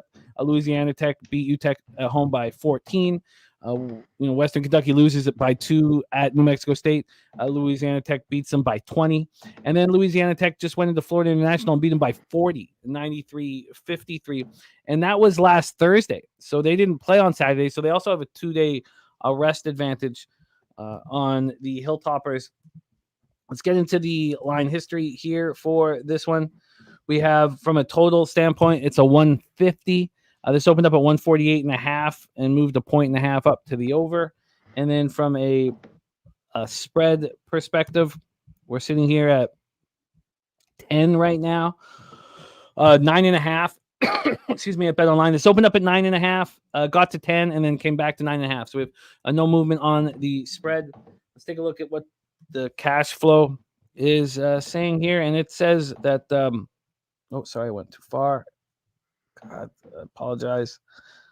And just please, for the love of God. No help at all on the total. There's 1,171 tickets in. They're not giving us any information on ticket or cash. But on the spread, 44% of the tickets and 65% of the cash on La Tech, and the line is not moving. Take it away for us here, CMAC, Conference USA action, Western Kentucky, Louisiana Tech. Yeah, I've been trying to stay away from some of these road dogs. I thought the situation was great yesterday for Clemson, just because how bad that first game was against North Carolina off the big win against Duke. To me, this is too many points. And La Tech's been playing great basketball at home, and they do have the better defense. But I think this is 3 or 4 too many. One thing I think Western Kentucky's defense is not great. And looking at this total, it could creep there, but I don't want to mess with it. One thing, I think their offense can hang around in this game, Western Kentucky. They shoot the 3 okay. They're a little erratic. I don't love they turn the ball over. La Tech's definitely more sound. To me, this just was a value play. And they haven't been awful on the road. You talked about it. They haven't been great, but 10.5, I think there's a little too much love. These games between these 2 teams, the last few years too, are close. You know what I mean? Western Kentucky won the last one. The other one went to OT. They won by 9. That'd give you a cover 2-point win, 1-point win, 7-point win, 5-point win by La Tech. These teams just know each other so well, when we get in here in conference play. Just a little bit too inflated, especially if I can get 10 in the hook. I want Western Kentucky in the points here. Let's see what it would cost, because it's 10s are on the board. The 10.5 at Pinnacle is minus 122. Even the 10's a little juiced to minus 113. Although we can find you a 10 with no VIG, or regular VIG, minus 110. Even we can find you a plus 10 at minus 105 at Heritage and Bovada. Yeah, just go with the 10, the lowest VIG. All right, plus 10. I think McHenry, some of these guys, they just need to have solid shooting nights. And Marshall, even Allen, I think they could be in this game. I think they're giving a little too much credit to this La Tech team. And Leonard's saying that Ruston, Louisiana, dry county, lamest city in Louisiana, probably the place to celebrate Mardi Gras. Let's review CMAX action here. He's on UNC Asheville plus 2.5 at minus 115. He's on the over 142.5 in Charleston Southern, Winthrop, and the Charleston Southern plus 9.5. He's on Wisconsin team total over 72.5. Excuse me, in Wisconsin, Michigan. And he's on Western Kentucky +10 at -105, coming off a 6-1 +4.92 performance last time he was rocking with us last Thursday. C-Mac, excellent work, my friend. You can catch C-Mac on the live stream every Saturday alongside our Dabra Cadabra. And, of course, all over our shows and our live streams. C-Mac, thank you for rocking with us. Please support C-Mac on X at Conor Mac Picks. I'll review your NHL action when we review the show. But C-Mac, any last words for the Capper Sporting Show? Yeah, give me the Lightning, Jimmy. All right, let's line shot. I'm going to add that. For these Tampa Bay Lightning. I can't wait to watch this hockey game. Move over to the Lightning here. And you can get it's just a huge move towards them. Jesus, they're minus now at BetChris and Bodog. +105s out there. The best I can give you is a +105 unless you can beat that. Yeah, that's about as good a number I see as well. Okay, Lightning +105 for C-Mac. There's a 110 here. As long as where is this 110? Is that the Superbook too here? Let me make sure it's not. Yeah, because you're right. They're mostly 105. But there's a 110? 14. Yeah, hold on. Okay. I just wanted to make sure it wasn't. Refresh it. Yeah, it's the lone 110 because you're right. +105, 102. Yeah, last 110 here. All right, you got it. Lightning +110. You are in business. C-Mac, any last words for the Capper Sporting Show? Shout out to the chat. As always, I say, best goddamn chat in the goddamn game, hands down here at Pub Sports Radio. Get to Pubapalooza. You know the deal. It's fast approaching. Man, and I can't wait. Should be a ton of fun. Patrick, La Tech. La Tech's been rolling. I get it. I think the numbers just gotten too far out there. Nasty Nate, my guy, Robert Franklin. Cab, you'll just see him here in a second. Chase. I wanted to give a play. Chang, I forgot about that. Oh, yeah. God damn, I hate doing these. All my bets. Let me think about it. I'll write it in the chat. Drop it in the chat? Okay. Yep. And then, so Chang, tie whatever C-Mac gives you, I would say to tie it with the Minnesota Wild. Yeah. Okay. C-Mac, you're the man. Thank you for rocking with us. Stay hot, man. That was an impressive performance last week. Stay hot. We move on to our next spot on the board, and we require the services of the star of Medicate Mondays, also the star of tonight's live stream, all about the hoops live betting stream alongside Dutch Boy Fresh. Please welcome from Dallas, Texas, Mr. Daby Cab to the show. Daby, how are you, my guy? Oh, you know what it is, Jimmy. It's a midweek. We got college basketball. I love this. College basketball is my favorite time of year. I'm ready to get paid, man. Good to see everybody in the chat rolling in, man. I know Jimmy doesn't say it, but hit that like button and share the video. Let's get a bunch of people in here. Let's get this shit jumping, and let's make some damn money. Talking about the records of our NCAA cappers, Cab's been the most consistent. While we've been fluctuating, Daby Cab has stayed with that ROI very close to 10% throughout the season. Right now, 30-23, 56.6% plus 4.74 units. ROI plus 8.94%. Average line -110. Daby Cab, you start with Wisconsin, Michigan. We've already discussed it here, and they don't need to hear from me anymore, but we can revisit C-Mac's look. Wisconsin team total over 72.5. Daby Cab, take it away. Your plan for Badgers, Wolverines, and Ann Arbor. Yeah, I don't know if you saw it, but I saw right when C-Mac took the team total, I saw a stat. They've hit Wisconsin's hit their team total over in 20 out of 35 of their games this season. I want to say so you'd be like plus 3.8 units or something like that. I don't know about the unit count, but you're definitely positive ROI if you've been taking their team total this season. Let's look at this game, just a couple of the numbers, and then I'll get into my breakdown on the sides. Wisconsin here, we talked about their two recent losses. Purdue was a good loss. I mean, they lost in free throws to Purdue. It is what it is. That game shouldn't take anything away from anything Wisconsin's done.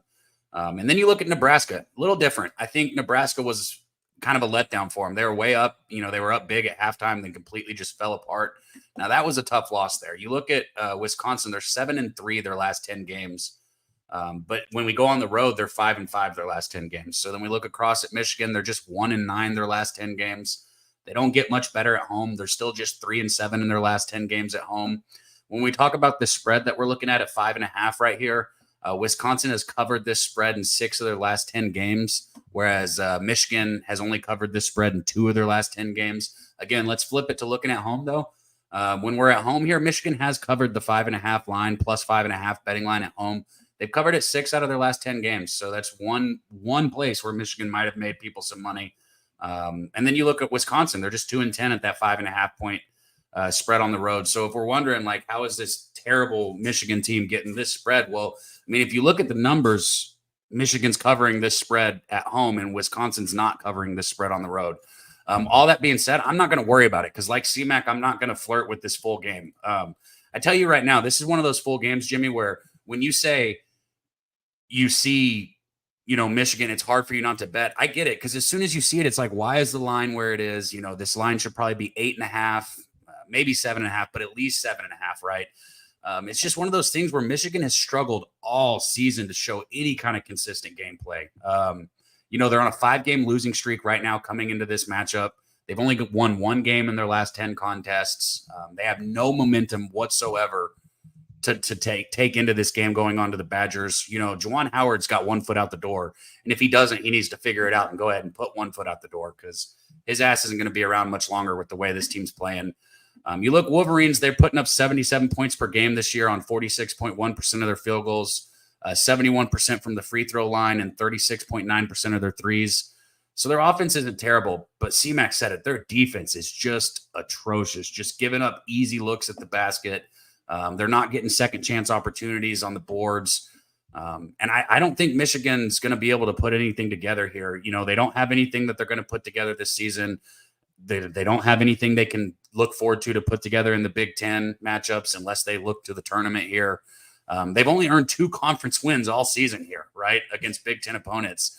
And I'll say it one more time, they've lost 9 of their last 10 games, bringing on a Wisconsin team that's off 2 losses. So, let's say Wisconsin beat Purdue. No doubt that I'd be on Michigan here. But Wisconsin didn't beat Purdue. They didn't beat Nebraska, right? They've lost 2 of their last 3 games. They got to get right here. So I'm going to take Wisconsin in the first half. This full game does feel a little fishy to me, and I completely understand why people are on Michigan. But give me the Badgers in the first half of this game. And did you tweet this out? I did not, so you can line shot for me. Let's do that here.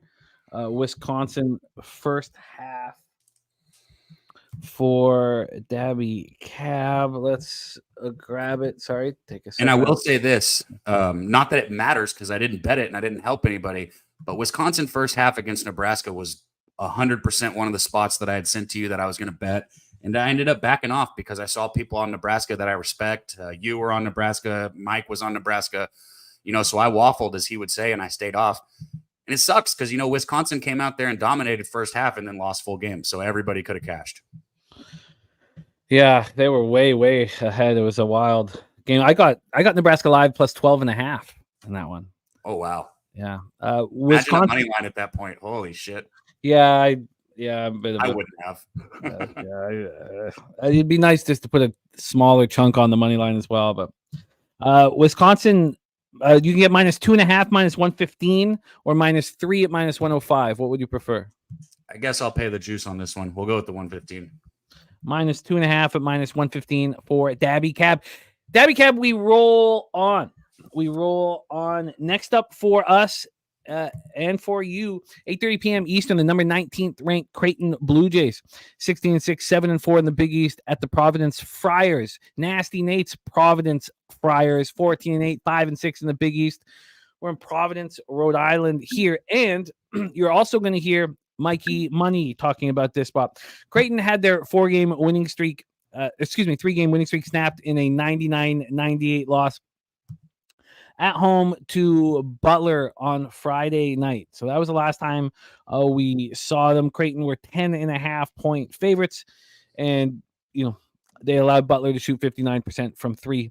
And Butler played a clean basketball game and took out the Blue Jays. So that was the last time we saw the Blue Jays 3-game winning streak being snapped. Providence has lost 2 straight. They lost at Connecticut. They played well in that game. They lost 74-65. And then they lost at Villanova. They did not play well in that one, 68-50 on Sunday. So Creighton does have a 2-day rest advantage.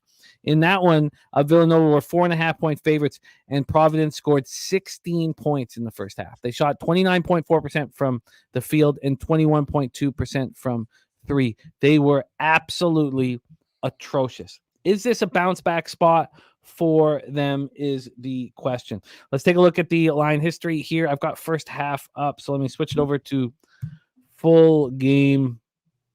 And let's set this up for you. Sorry, this one popping off at 8:30 p.m. Province right now is at +2. That -2 is very juiced. That's at Pinnacle. At Bet Online, Providence is +2 at -105. Now you see 2.5s at a lot of books here. This opened at Providence +2 and went to 1. This was at 1 last night. It's back at 2. So we have had a 5-cent move to Creighton at this number. From a totals standpoint, let me get over here. From a total standpoint here, we are dealing with a 144.5. This opened up at 141 and has climbed. It got up to, actually, it's 144. Just 3 minutes ago, it moved a half point down to 144. Cash-wise, 76% of the tickets are on Creighton and 88% of the cash, and this line is not moving. From a total perspective, you have 12% of the tickets on the over and 42% of cash on the over. Obviously, you guys know how I've been capping this year. You have a team with a quite a bit worse record in conference, coming off an absolute debacle at home, and I would like to back them. Now, you could say that Creighton's loss to Butler was a debacle and begin the debate. Take it away for us here, Daby Cab. I'm very interested in your breakdown. Blue Jays, Friars. So this is the only one that I haven't got to the window yet, but I'm right there with you. Jimmy, Providence is returning home here. That's a tough game against Villanova on Saturday. They lost their second game in a row. And you said it, in conference now, that's going to drop them below 500. They're sitting at 5-6 now in Big East play here in conference. So just kind of a down season. But with all that being said, the Friars, they need this upset right here on Wednesday night.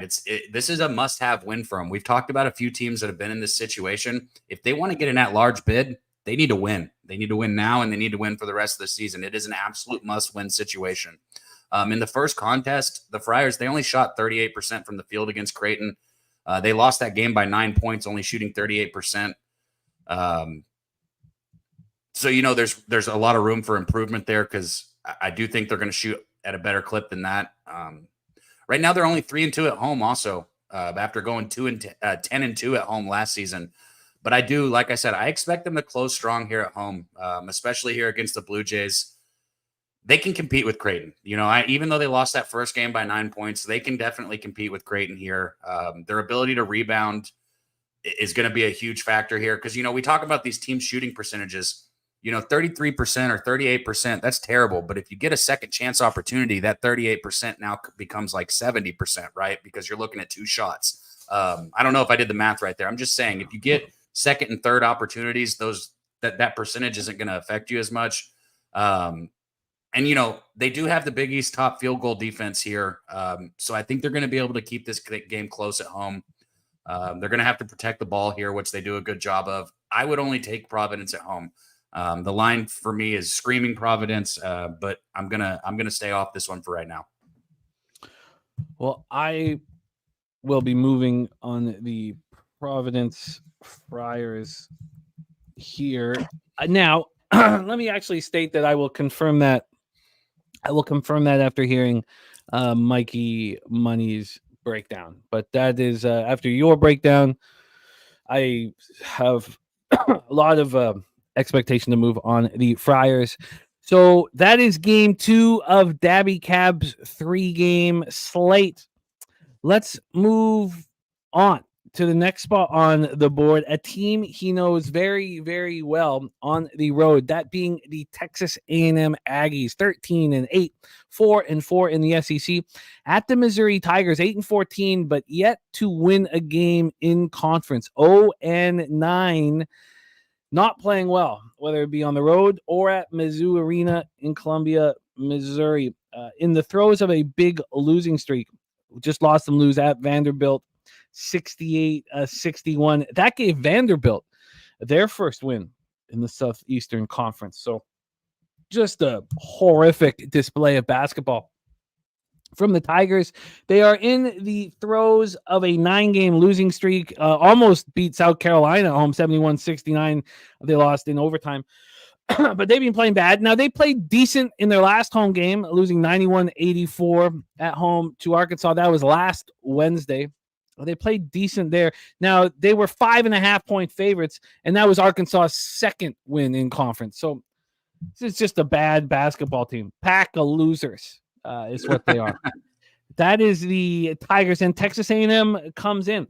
A&M has won 3 of their last 4, and they beat Missouri at home and just got past them. And I'm sure that Cab's going to talk about that spot. 63-57 was that one. And Texas A&M were 10.5-point favorites. In that game, Texas A&M shot 28.8% from the field and 22.2% from 3. Imagine shooting 28.8% from the field and 22.2% from 3 and winning. And being in the lead for almost the entire game. I mean, that's how bad the Tigers are, but A&M did not look good in that spot. Let's take a look at the line history here for this one. We have A&M as 4.5-point road favorites. They opened up at 4. It got up to 5. It's now at 4.5. So there's been a half-point move towards A&M at BetOnline. And from a total perspective here, we are dealing with a 141.5. It opened up at 140.5. It got up to 142. It's actually dropped. Sorry, it just dropped again. So it's right where it started. There's been a 5-cent move to the over. And we get into the cash flow then for this spot. You have 32% of tickets and 52% of cash on the over. And you have 72% of tickets and 97% of cash on Texas A&M. Wow. What a garbage fire of statistics this one is. Wow. Take it away, Daby. Shed some light on this SEC matchup. Can the Tigers get their first conference win against the Aggies? I hate this was going to be a double up spot for me. It might just be the first half that I bet here. I hate hearing those numbers on those lines here. You said it. Missouri's winless in the SEC. You know, they lost to Vanderbilt by 7 points in their last game. Their offensive struggles just continued through that game. They shot just 37.3% from the field there. 26.9% from 3. And that's nothing new. On the season, they're averaging 73.5 points per game on 44.5% shooting from the field, 32.8% from beyond the arc. But they're not shooting even close to that in SEC play. In SEC play, Missouri is only averaging 69 points per game.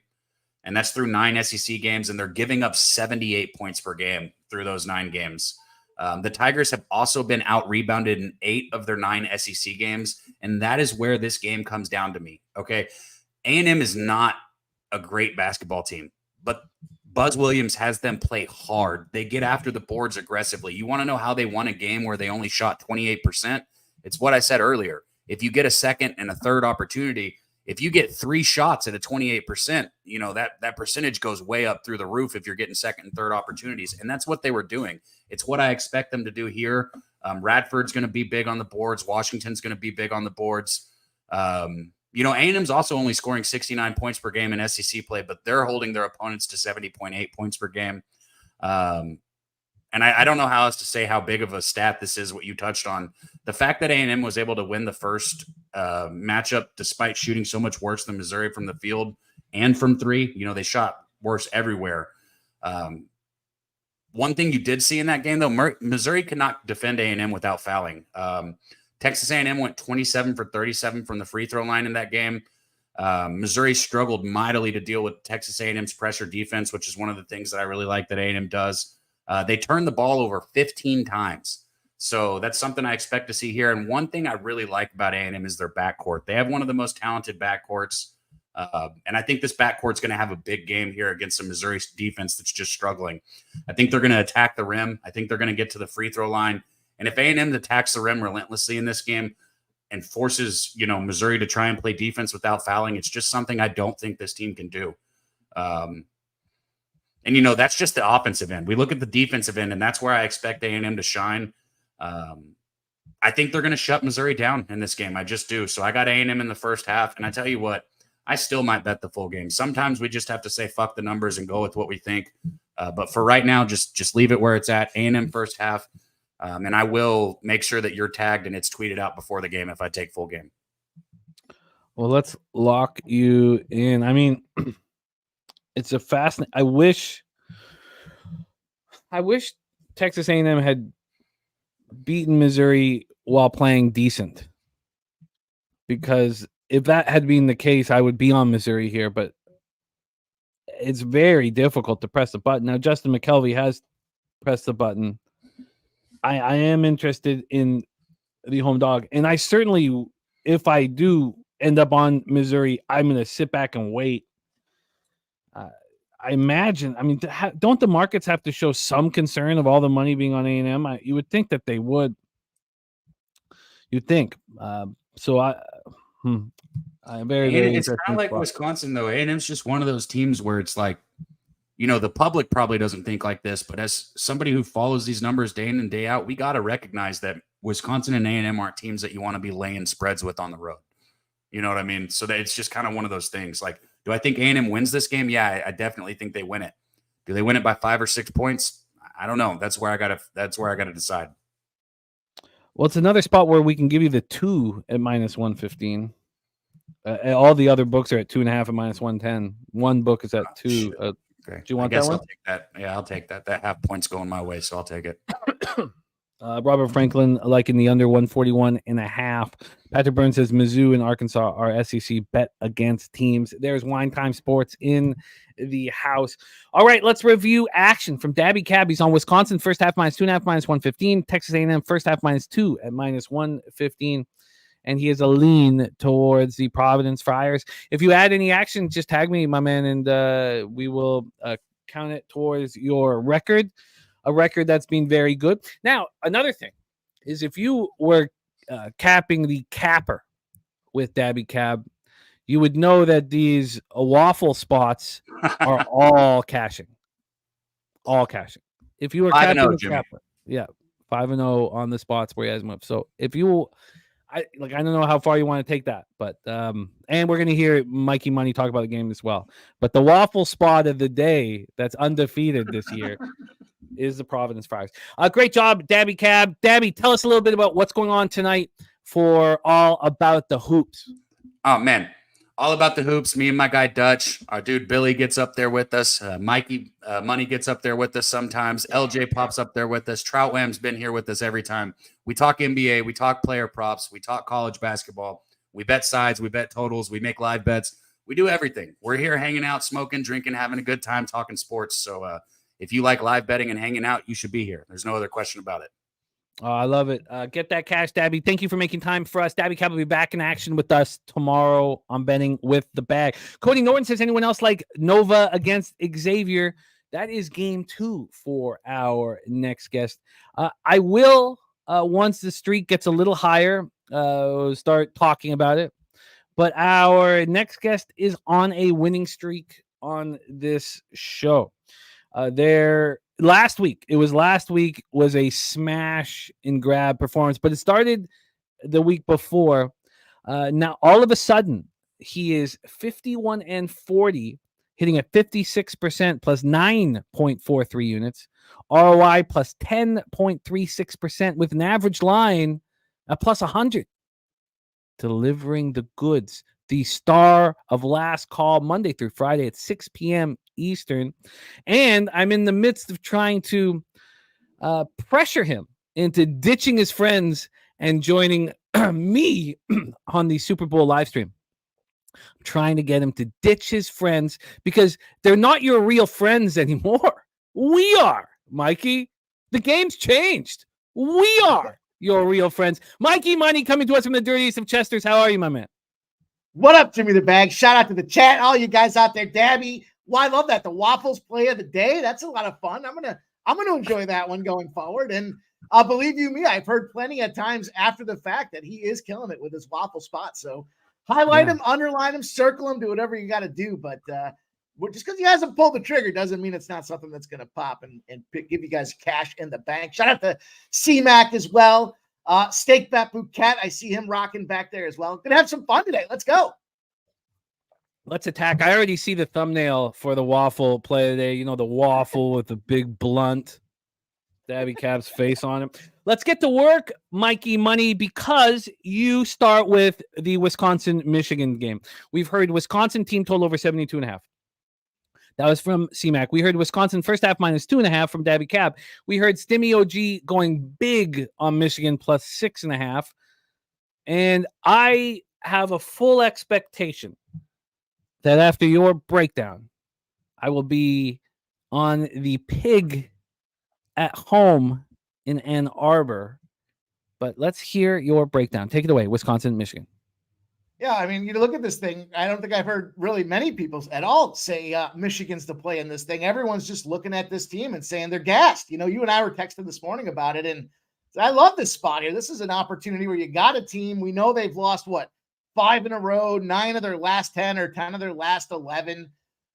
Just a terrible team. They should just be written off here. But, the funny thing about this cash flow and line movement is, coupling that with the trends. And a lot of people have tried to kind of replicate it, but they're just not able to kind of come up with the numbers in a meaningful way that you've kind of educated us to it and taking away from it. So in this case here, again, we see everybody's on it and there's been no movement. Certainly a frozen line should be a huge red flag when everybody knows Michigan's done. They've got, Juwan Howard, 1 foot out the door, as Daby said, but Michigan's trying to replace their college football coach there and get that program moving in the right direction after that national opportunity there. And I don't think they're going to give, Juwan Howard the heave just yet. Now, he's got to make some things happen here. He's got to turn this game around, but in a spot where, again, everybody's written him off.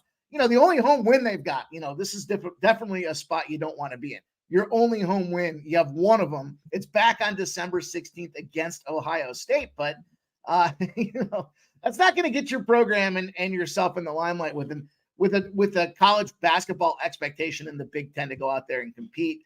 But the big thing for me, a couple of numbers that we'll go through as far as the trends, but it's kind of how these teams finish off here. And, we look at this last game and Wisconsin goes into halftime this past game, sitting there against Purdue, and a competitive game. They were within 2 points of the number, but we talked about this last week, and you can look at the rebound percentages and all that statistical. That's fine. That's all some statistics that are there for you guys to dig into. But look at how they finished that game when it was on the line in a big spot for them on their home court. They got waxed in that second half, 41-37. They played no defense. They ended up losing that game that was right in their fingertips, 75-69. They just weren't able to make the adjustments. And, some guys would say, well, maybe it was a look ahead. You're looking ahead to a 1-9 team in their last 10 games. No way you're looking ahead in that spot out there here. And as you look back at it and you see what happened out there with this Michigan team, well, they're just not shooting very well from the three. They're 37% or less pretty consistently out there. But where does this kind of neutralize that factor? Wisconsin's 301st in opponent 3-point percentage. So if Michigan on their home court can find a way to get hot, they got a way to hang in this game and not just hang in there and win the thing outright. We talked before, I've said one of the hardest courts to have home court advantage of is, the Big Ten. Big Ten away conference favorites are just 7-11 when they're sitting around a line of 4.5 points. So here we are around that 5.5.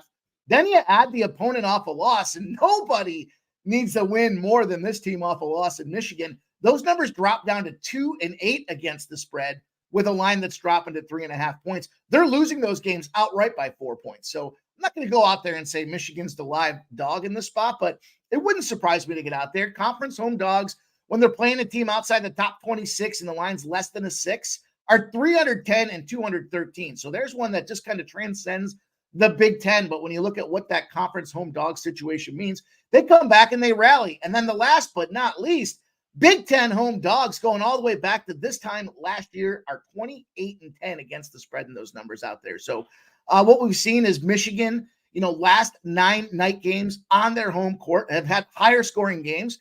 And you look at this, where's the higher scoring going to come from? To me, it's the 3-point range. I think Michigan heats up in this spot here. There's plenty odd data, statistical analytics, not just the eyeball test that says Michigan's got an opportunity to come out there and cover this 5.5.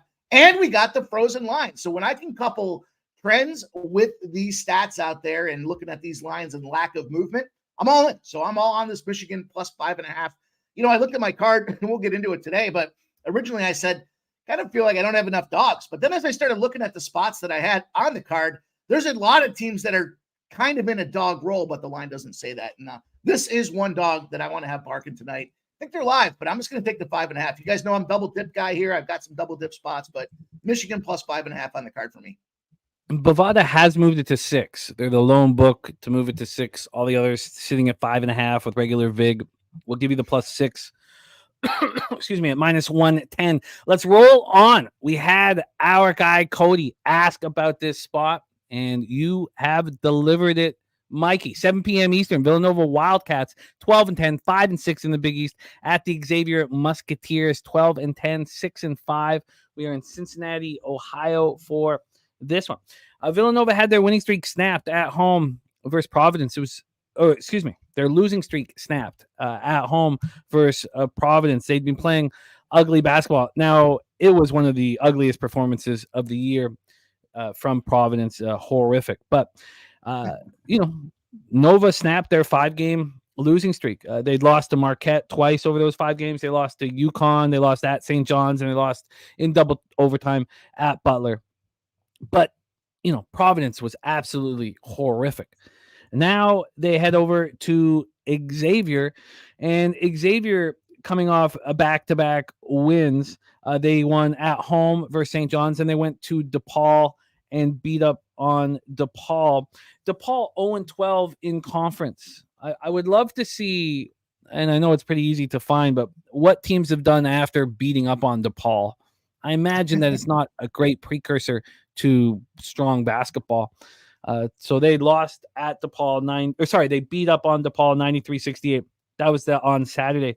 And Villanova snapping their losing streak versus Providence on Sunday.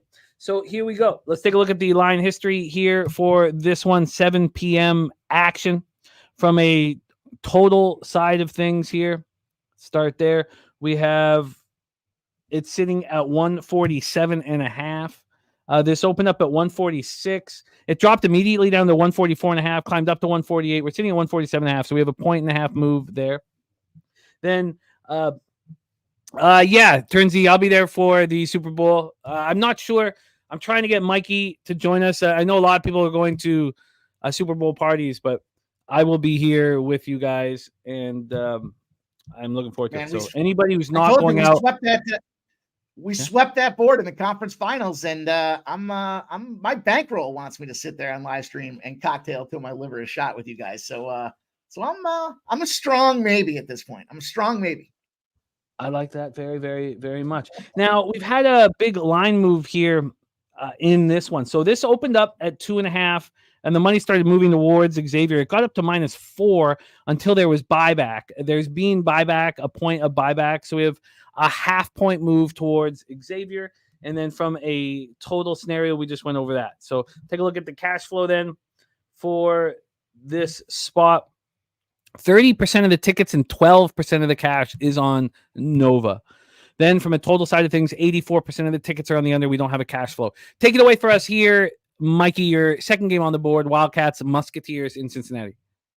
Yeah, big opportunity for this one. And I'm going to jump right in with this dog. I love the fact that we're seeing buyback because Nova's going to kick the shit out of these guys here. There's an opportunity from a coin flip perspective here. When you look at this number and you see a team in Xavier, when they're lined at a 2-point spread, they're just 10-10 on the number. So not a strong situation for, at the 4. So difficult spot for him out there. I've been critical on Nova. We went back to that St. John's game, probably when, we started talking about this little heat wave that I'm on here. And we talked about St. John's and where Villanova plays well, on home court, clearly a good advantage for them. But, the situation that they faced in that spot, I talked and was critical about.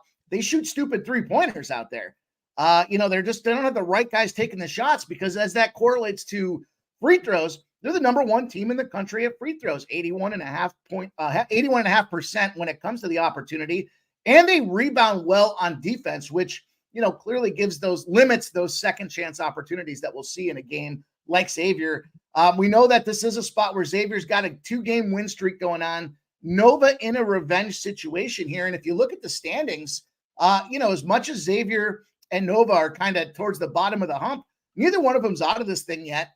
And it's really just one game that separates these two teams from, advancing up the standings. We've got clearly Villanova coming off that last game. I talked about it previously.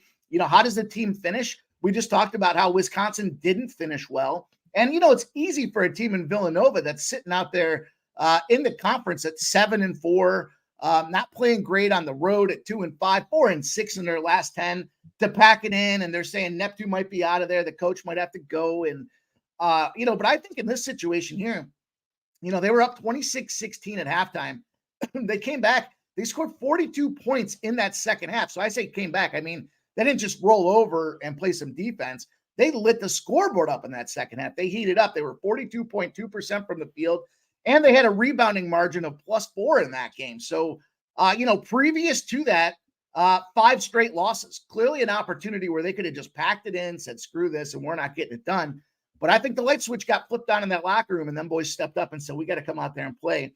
They were allowing a ton of points in those previous games at 85 or more spots. So, to come out there and kind of shut down, that defense on that second half of things was a huge opportunity for them. Scoring 73 points a game, 36 rebounds on average. You look at the numbers and you say, okay, well, 73 points, the Musketeers are scoring 77 points a game. Statistically, it's not something that you can quantify other than looking at it and saying, we see a lot of points coming in the last 8 games from Xavier. I just talked about the defense that Villanova showed in that last game where they were just kind of clamped down and shutting them out. We see these games go over in Xavier spots because they're not playing defense out there. And this is an opportunity where we've got one of the most experienced teams in college basketball. The Jay Wright program didn't turn players over when they had the coaching transition, and they've let those guys advance through. I think it's a senior leadership opportunity to say, guys, we're not done by any stretch out here. Last but not least, I look at the implied opportunity for these games here. The implied total for Xavier in this game is 71 points. And Villanova's put up more than 71 points in 13 games this season. So it's a simple opportunity for me to jump in and take this Nova spot. And I'm going to double dip. I just talked about the double dip previously, but I am double dipping here. I think Nova gets this win outright as well. Too much experience, too strong at the line. And when it comes down to a tight game at the end, which we've seen Xavier's in that coin flippy type of spot, they get the victory and pull away with this thing. So give me them boys to shut down the Xavier team on this little streak that they're on and move up the standings. Let's lock it in for you. We can get a +3.5. There's one left, so we can give you that, a +3.5, and we can give you a +140 on the money line. Let me know if you can beat any of those, but for now, we will lock you in for that. +3.5, -110 for Nova, and +140 on the money line. We head from the Big East down to the Big South next up for Mikey Money. That being South Carolina Upstate Spartans, 7-15, 2-7 in conference. At the Longwood Lancers, 14-10, but also 2-7 in conference. We're at John Perry Brock Center in Farmville, Virginia for this one. Why has Longwood been so bad in conference play? Confusing. Now, they've already played South Carolina Upstate at South Carolina Upstate, losing 73-71. I was back on the 17th of January, a 2-point loss. Longwood shot 50% from 3. They were 5.5-point favorites, and they were in control of that game. They were up 10 at the break, but couldn't seal the deal. And Upstate, they were in the throes of a losing streak as well. After that game on the 17th, they lost 4 straight before winning at home versus Radford on Saturday. So that's the situation that we are in. They won by 9 against Radford, and they were 2.5-point dogs, and they delivered. So here we go. Longwood's lost 3 straight. They just lost to Charleston Southern at Charleston Southern, 83-77. So they've lost 3 straight, and SC Upstate has snapped their winning streak. And then that important last time they faced each other was a 73-71 victory for SC Upstate. Take a look at the line history here for this one. We'll start with the spread. I had it set up, but then I moved over to money line. So just give me a quick second as I get back to the point spreads here. And let's fire away here. So this one is 7 p.m. Is it 7 p.m. action, right? Yeah, 7 p.m. action. Longwood, USC Upstate. Right now, USC Upstate is +7. They opened up at 7. This moved to 8 last night. It moved back to 7 this morning. So we've had a 5-cent move to Longwood, but still at that number. And then from a total standpoint, we're sitting here with a 139. This opened up at 139. Moved down to 138.5, got up to 139.5, but it's right back from where it started. There has been a 10-cent move to the over, but it's at the same number. And then cash flow wise, you have 83% of the tickets on Longwood. And that's the only information we can get. No information on the total, just 509 tickets in. Take it away for us here with the old John Perry Brock Center in Farmville, Virginia. Take it away, Mikey. Spartans, Lancers. Yeah, so we promised you guys some mid-major programs there, and we came out firing with a Big East game and a Big Ten game. But here we go. Time to roll the sleeves up and get this mid-major money in our pockets. And Longwood, probably licking their chops about that situation after taking that loss to SC Upstate there, thinking, what the hell happened? Neither one of these teams really from a competitive advantage doing squat. January 17th, you mentioned that 73-71 spot. But that was USC Upstate at home. And you look at these two teams, as much as they stink within the conference right now, that win that SC Upstate comes off of for us is kind of what drew me to this Longwood spot. That was a revenge spot for SC Upstate. And, they lost on the road 64-61 on January 20th. They come back and they win 78-69 on their home court. I love that kind of brings that number down for us. So we're almost buying at the all-time low for a Longwood team, that's somehow surprisingly still sitting atop the standings and has to get their shit together in the conference. They're 2-7 out there, but the worst team in the conference is SC Upstate. And I call it the Jimmy the Bag trend. It's the spot there. I renamed this thing. I rebranded it.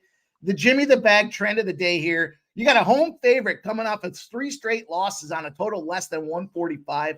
You're 173 and 161, but it's the margin that's almost 10 points in those spots, 9.8 spot per game in those margin of victories, that it's a tight number. But you got to think about it. This team's a home favorite getting bludgeoned across the conference here, 2-7 on both sides of this thing. It wasn't too long back before conference tournament here or conference play that, we saw Longwood come off and start this thing 12-3. So interesting spots that they had out there. They played a tough spot there against St. Bonaventure right off the hop of the season. Then they kind of regressed as they went through some injuries and some down ticks. If you look at the numbers by the spots in this game, 75 points a game for Longwood on average to 71.5 for USC Upstate. The shooting percentages are tight. The 3-point percentages are tight. The difference factor for me, again, comes down to how they do at the foul line. There's almost a 5-point advantage at the foul line. And then when you look at where, SC Upstate is probably most deficient, it's in their rebounding. 345th in college basketball. You guys have heard me pick on some of these teams that rank, what are there, 362 college basketball games in the D1 universe right now? When you're damn near the bottom at something as crucial as showing heart and effort, that's a team I got to get in on a fade on there. And it's a revenge spot as well on their home court. 36.5 per contest they allow the opponents out there. So they're getting out rebounded by almost 5.25 rebounds a game. And I think that's enough to make the difference to get this -8 home force or -7.5, whatever the number is now. Again, coming off that 3 straight losses situation, 9 of USC Upstate's last 10 games have produced a total over 144. Not playing defense is how you generate overs in that spot out there. And you look at Longwood, they played consistent when it comes to playing home games after a loss. They're 13 of their last 14 spots. USC Upstate has lost 6 in a row on the road as well. I don't think this number surprises me that at first glance, I was like, this is a big number. And then I was kind of talking earlier about why I'm not on enough dogs here, but this feels like a doggy spot, even at -7.5 or -8s. I don't think this is the head scratcher. I think this is telling you everything you need to know about where these numbers are. And we're flying in the blind again with cash flow because we're with a mid-major program that's not getting a lot of overnight action. So the fact that we saw that initial move towards Longwood shows, in my opinion, the Sharps are the ones that are trying to get that better number overnight. And they bet enough money, even with limits, to push that thing. The books got concerned right off the hop that this wasn't lined appropriately. And now we're seeing buyback because everyone's just looking at these numbers in conference saying, oh, there's no way they just beat them at home. There's no way they're going to lose by 8 points in this thing. I bet you they lose this one by 11. It's a very strong breakdown that you just delivered here. So we can get you the -7 at -107. And I also feel like that first half, you have to think they're going to come out guns a-blazing here. Got to think that. Wow. And then I don't want to double up. I've been staying away from double ups, but that was a very, very strong breakdown. We can get you the -7 at -107 for the Longwood Lancers. Let's roll on. Next up, 7 p.m. Eastern, Marshall thundering Herd, 12-12, 7-4 in the Sun Belt. At the Troy Trojans, 15-8, 9-2 in conference. I'll take a look at the spot here. Troy has won 4 straight, and they just won at Georgia Southern and at Georgia State. 2, very impressive road performances. And Marshall's won 3 of 4. They lost at home to Old Dominion. And we are going to be talking about Old Dominion and Southern Miss here shortly. But here we go. Troy winners of 4 straight. Marshall winners of 3 of their last 4. And if you look at, who was Marshall losing to, the tough squads here in the conference, being, James Madison. And I guess you can't say Old Dominion 2-9 in conference, but James Madison was a legit loss. Let's take a look at the line history here for this one. A more 7 p.m. action. We have, there we go. This sitting as 8-point favorites are the Troy Trojans. They opened up at -8. Excuse me, they opened up at -7.5. They got up to 8.5. They're now sitting at 8. So we have a half-point move towards Troy. And then from a total side of things here, we have, here we go. From a total side of things, we're sitting with a 153.5. This opened up at 152.5, got up to 153.5, a 1-point move towards the over. By the way, I'm loving Patrick Burns' insights here in the chat throughout the college basketball breakdowns, and he says he loves betting on Troy. Covering machine. Let's take a look at the cash flow. 40% of the tickets on Marshall, 50% of the cash. 40 and 50. We have seen that half-point move towards Troy, and then no information on the total. 1,375 tickets in. Take it away for us here, Mikey Money. Thundering Herd at the Trojans. Floor is yours. Yeah, right on as far as Detroit. This might have become my favorite conference here over the last couple of weeks. Is we've been just digging gold out of these scrub programs that, for whatever reason, just have my attention. It must just be this time of the week that they're playing. And we got another situation where we talked earlier about revenge. Try to find those motivation spots, and you got to dig deep sometimes in these things here. But Marshall's beaten this Troy team 3 straight times. I don't understand. I don't understand how they have their number, but kind of look at recent performances. Troy 7-3 against the spread. They're 8-2 in their last 10. Marshall, on the other hand, 6-4. I talked a minute back about kind of these overs, and because teams aren't playing defense. The reason Troy's performing the way they are, having won now 10 straight games on their home court, 8-1 against the spread in these spots there. It's because they're producing a defensive-oriented game and controlling the ball. 8 of Troy's last 9 games have gone under the total at 152. I think that's why you're seeing that little flutter in the line as far as the numbers concerned, because it's a sharp number that they have out there right now. And you kind of look at recent performance. Yeah, we're talking about this 4-game win streak. That Georgia State game, though, Troy didn't perform very well out there. They were still able to get the job done. They only shot 40.6% from the field, 5 of 23 from beyond the arc. And you got to believe going on the home court again, that those numbers are going to change pretty significantly. They do again play that rebound-oriented game out there, dominating the boards 48-32, 20-9 on the offensive side, which means that even when they're missing shots and as poorly as they shot, they're getting those second chance opportunities. And that's why they were able to grind through and pick up that Georgia State game. You got to believe those guys are sitting there in the locker room after the game going, shaking their head. I can't believe we won as poorly as we shot, but they got to recognize, like, hey, we were throwing elbows, we were playing gritty in the paint, and we were able to get the job done. 78 or more points in 4 straight games. Certainly not scared of putting points on the board there. And when you look at the overall for the Thundering Herd side of things. They're scoring a half a point fewer than their season average over their last 10 games. So they're kind of on the downtick as far as their scoring and production. Troy's just been tremendous against the spread, 14-5-1 against the season, and 10-1-1 against the spread, and 13-2 when they're scoring more than 76.2 points a game. There's another situation where they are rolling in this spot there. They're on the uptick in scoring, another team on the downtick in scoring in the Thundering Herd. And if you look at how these two teams have gone overall on their head-to-head, I just mentioned that 10-1-1 spread number when they get more than 76.2. The last 10 times these teams have played head-to-head, despite the fact that Marshall's had their number, they're scoring 79 points a game on average. So I don't think that's going to change in this case. And this one is the double dip for me here. This is the revenge and motivation spot to come out and get the job done. I'm on the first half. I got a -4 at -110. And then I've got the, I see a -8 out there at -110 as well. Those are both good numbers for me. And we can get you that -8 at -105. But what I'd like to see if we can maybe knock down the VIG on that first half. Of course, for those of you watching new to the show, we track every single pick that is delivered on this show. So let's see if we can beat that number here. Yeah, we can't. Oh, by the way, Pinnacle's about to move this to 8.5. Bovada has moved it to 8.5. So if you're interested, I would move now.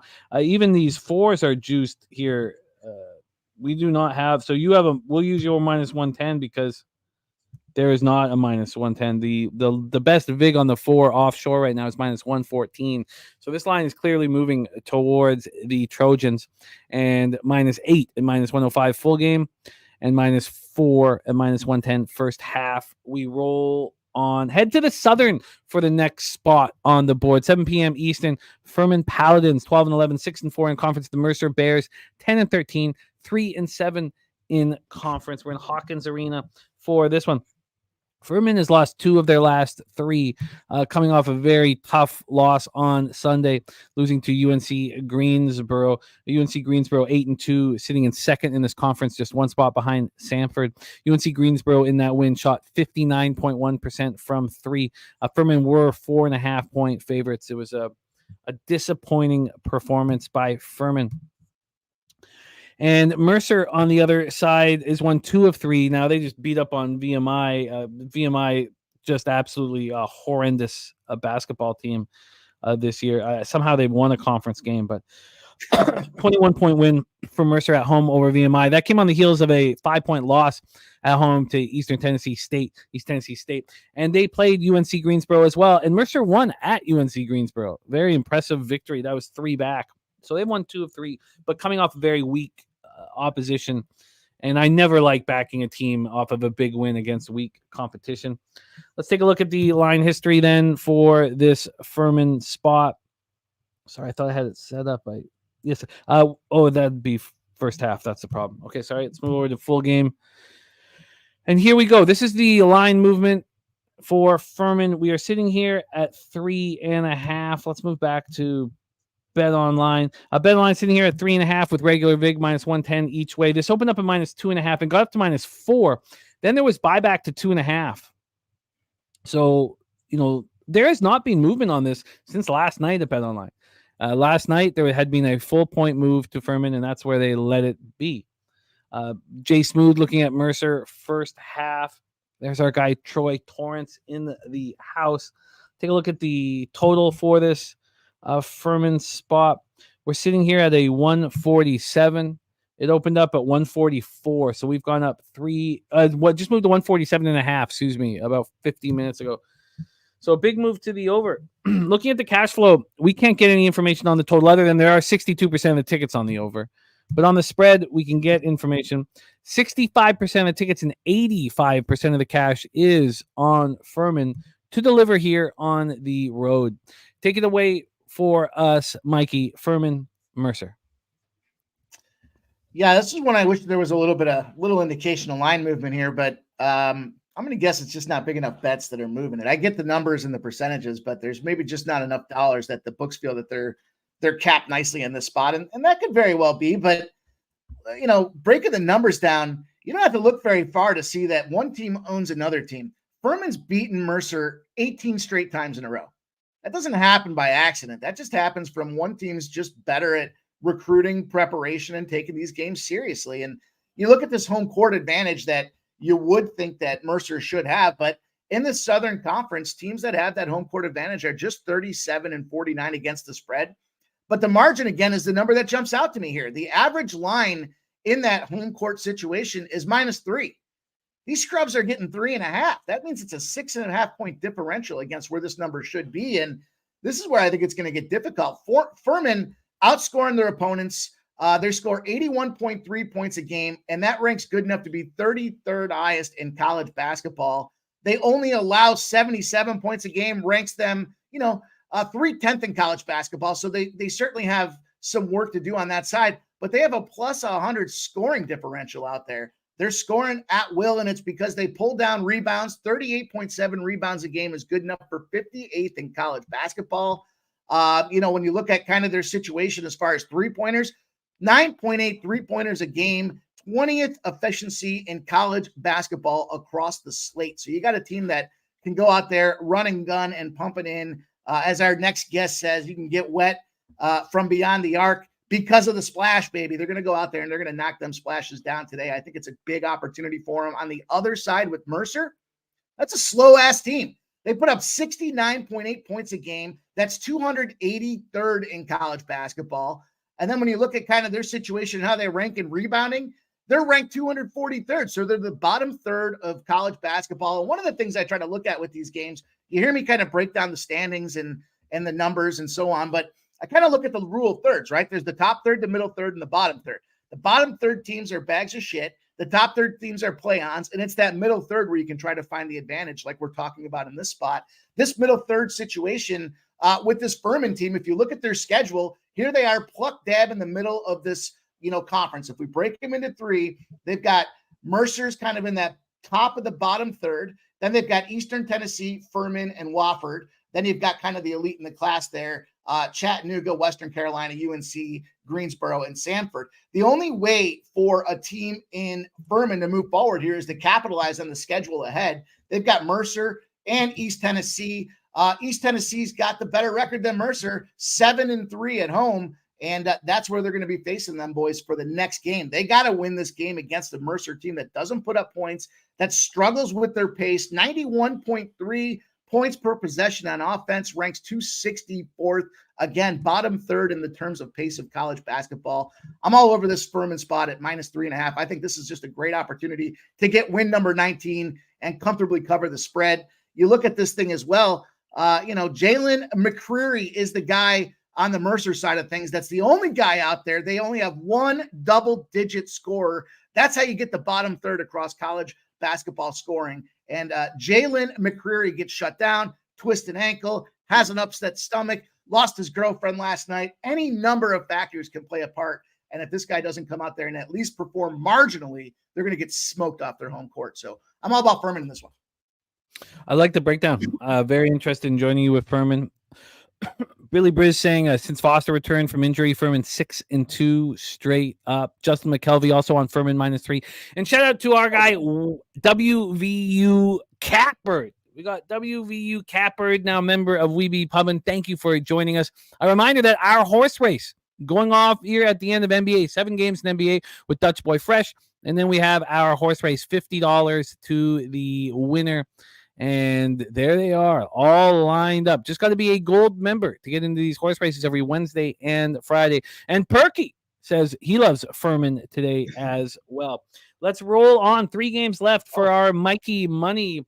Head to the Sun Belt for the next spot. Old Dominion Monarchs 6-17, 2-9 in conference at the Southern Miss. Golden Eagles 12-11, 6-5 in conference in Hattiesburg, Mississippi for this one.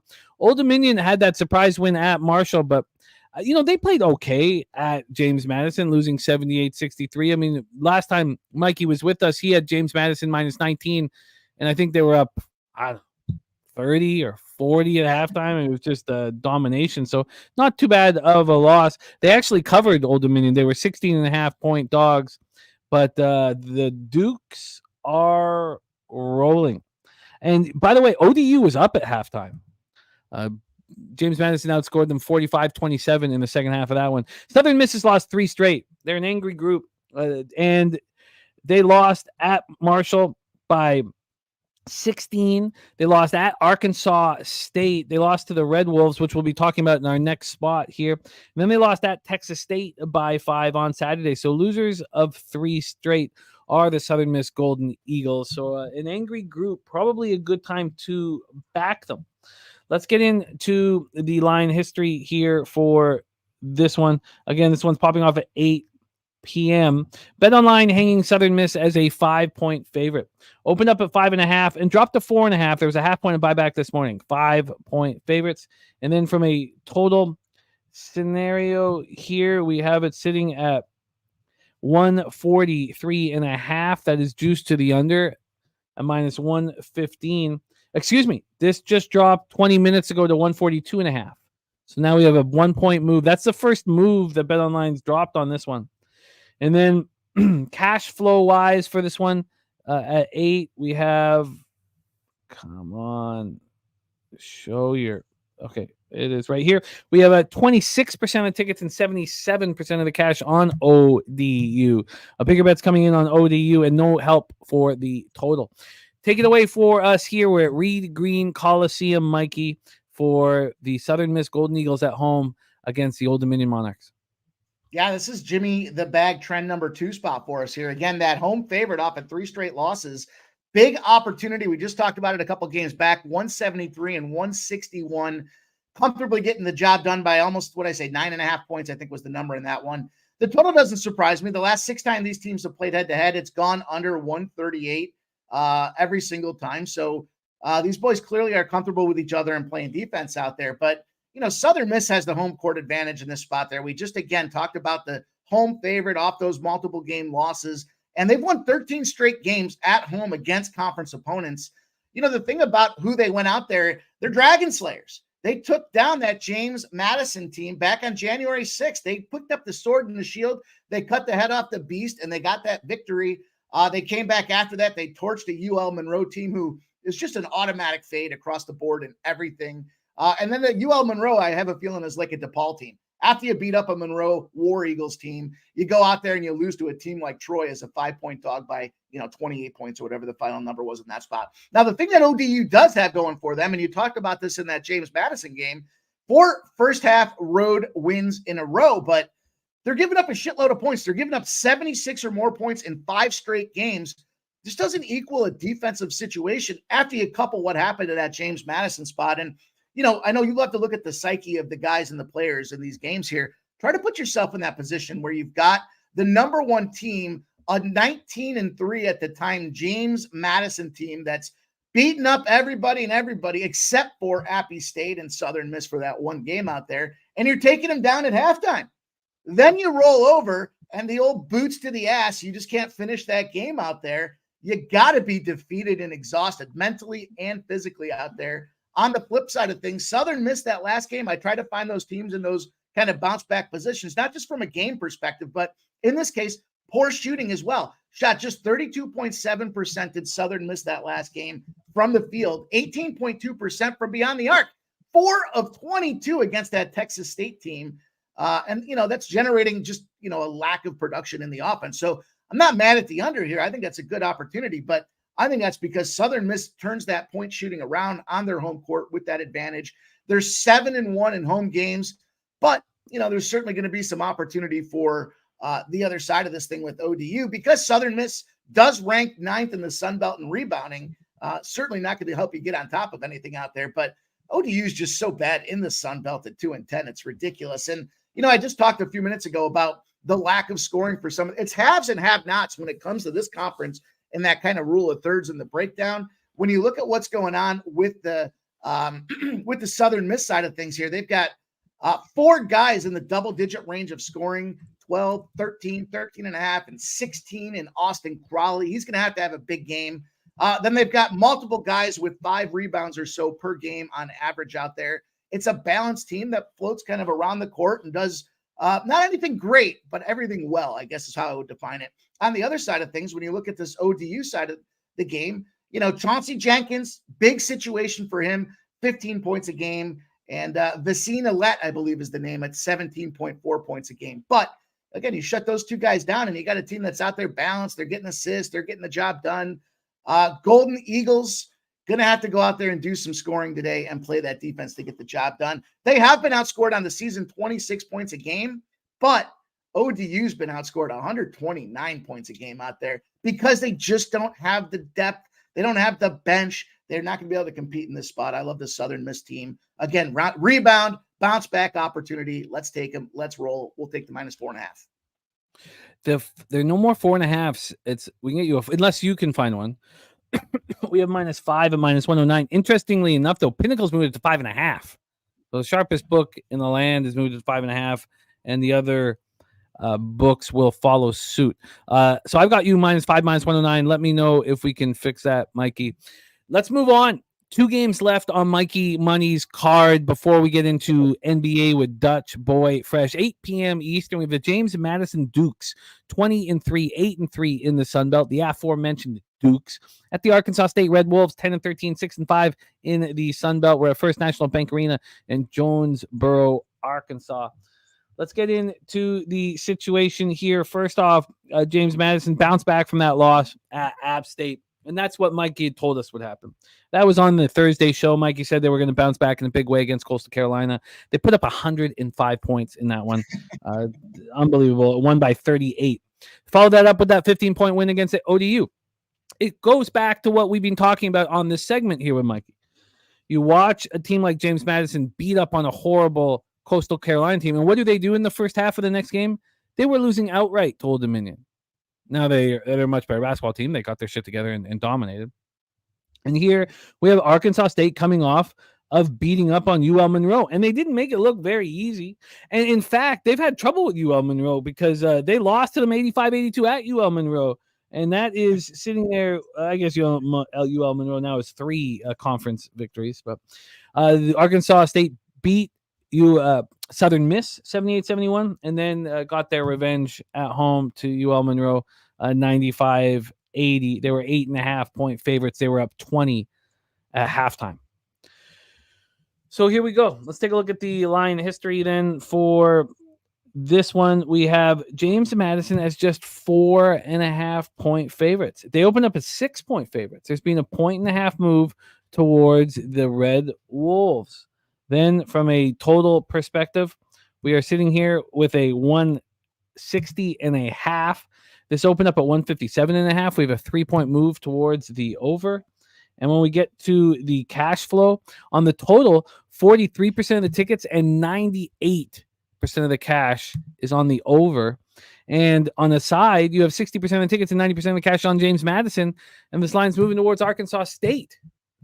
Very, very tricky cap here. Let's see if Mike can illuminate the spot. Take it away, Jonesboro, Arkansas, for the Red Wolves welcoming the Dukes. Yeah, so I didn't realize how many games I had in this conference until we started kind of getting into this. I think I got this every game in this conference today, which is fine, because I think when it comes down to kind of knowing where you capitalize on, there's a lot of programs in here that I've had the pleasure of watching and cashing on. And get yourself an ESPN Plus app if you're very intrigued and interested in watching these games, because that's the only way you're going to see some of these ones. But, we just talked about what happens after you play a UL Monroe team.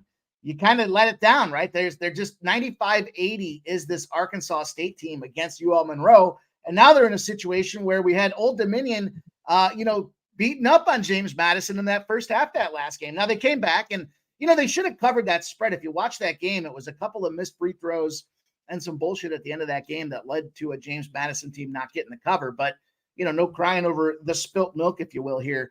James Madison, definitely plays a strong defensive game. They've got a ton of bigs out there, and that's why their defense goes and plays. Now, this game should actually be a lot of fun to watch in terms of the matchup here. As much as Ark State's kind of down there at 6-5 in the conference, it's an offensive juggernaut. They're actually first in offensive efficiency in this conference, and their challenge is defense. So, they're last in 3-point defense. We know that's where James Madison likes to go out there and ball out.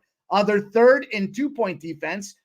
James Madison is the best in the conference with the 2-point side of the game. So kind of an interesting way to see how they match up. The defensive efficiency, though, for Ark State is where they're going to be vulnerable today. They are last in the Sun Belt Conference. They're terrible at protecting the ball. And James Madison is so good at those fast breaks to turn it and go up the other side of the court. I hear the numbers moving. I just scratch my head. I mean, the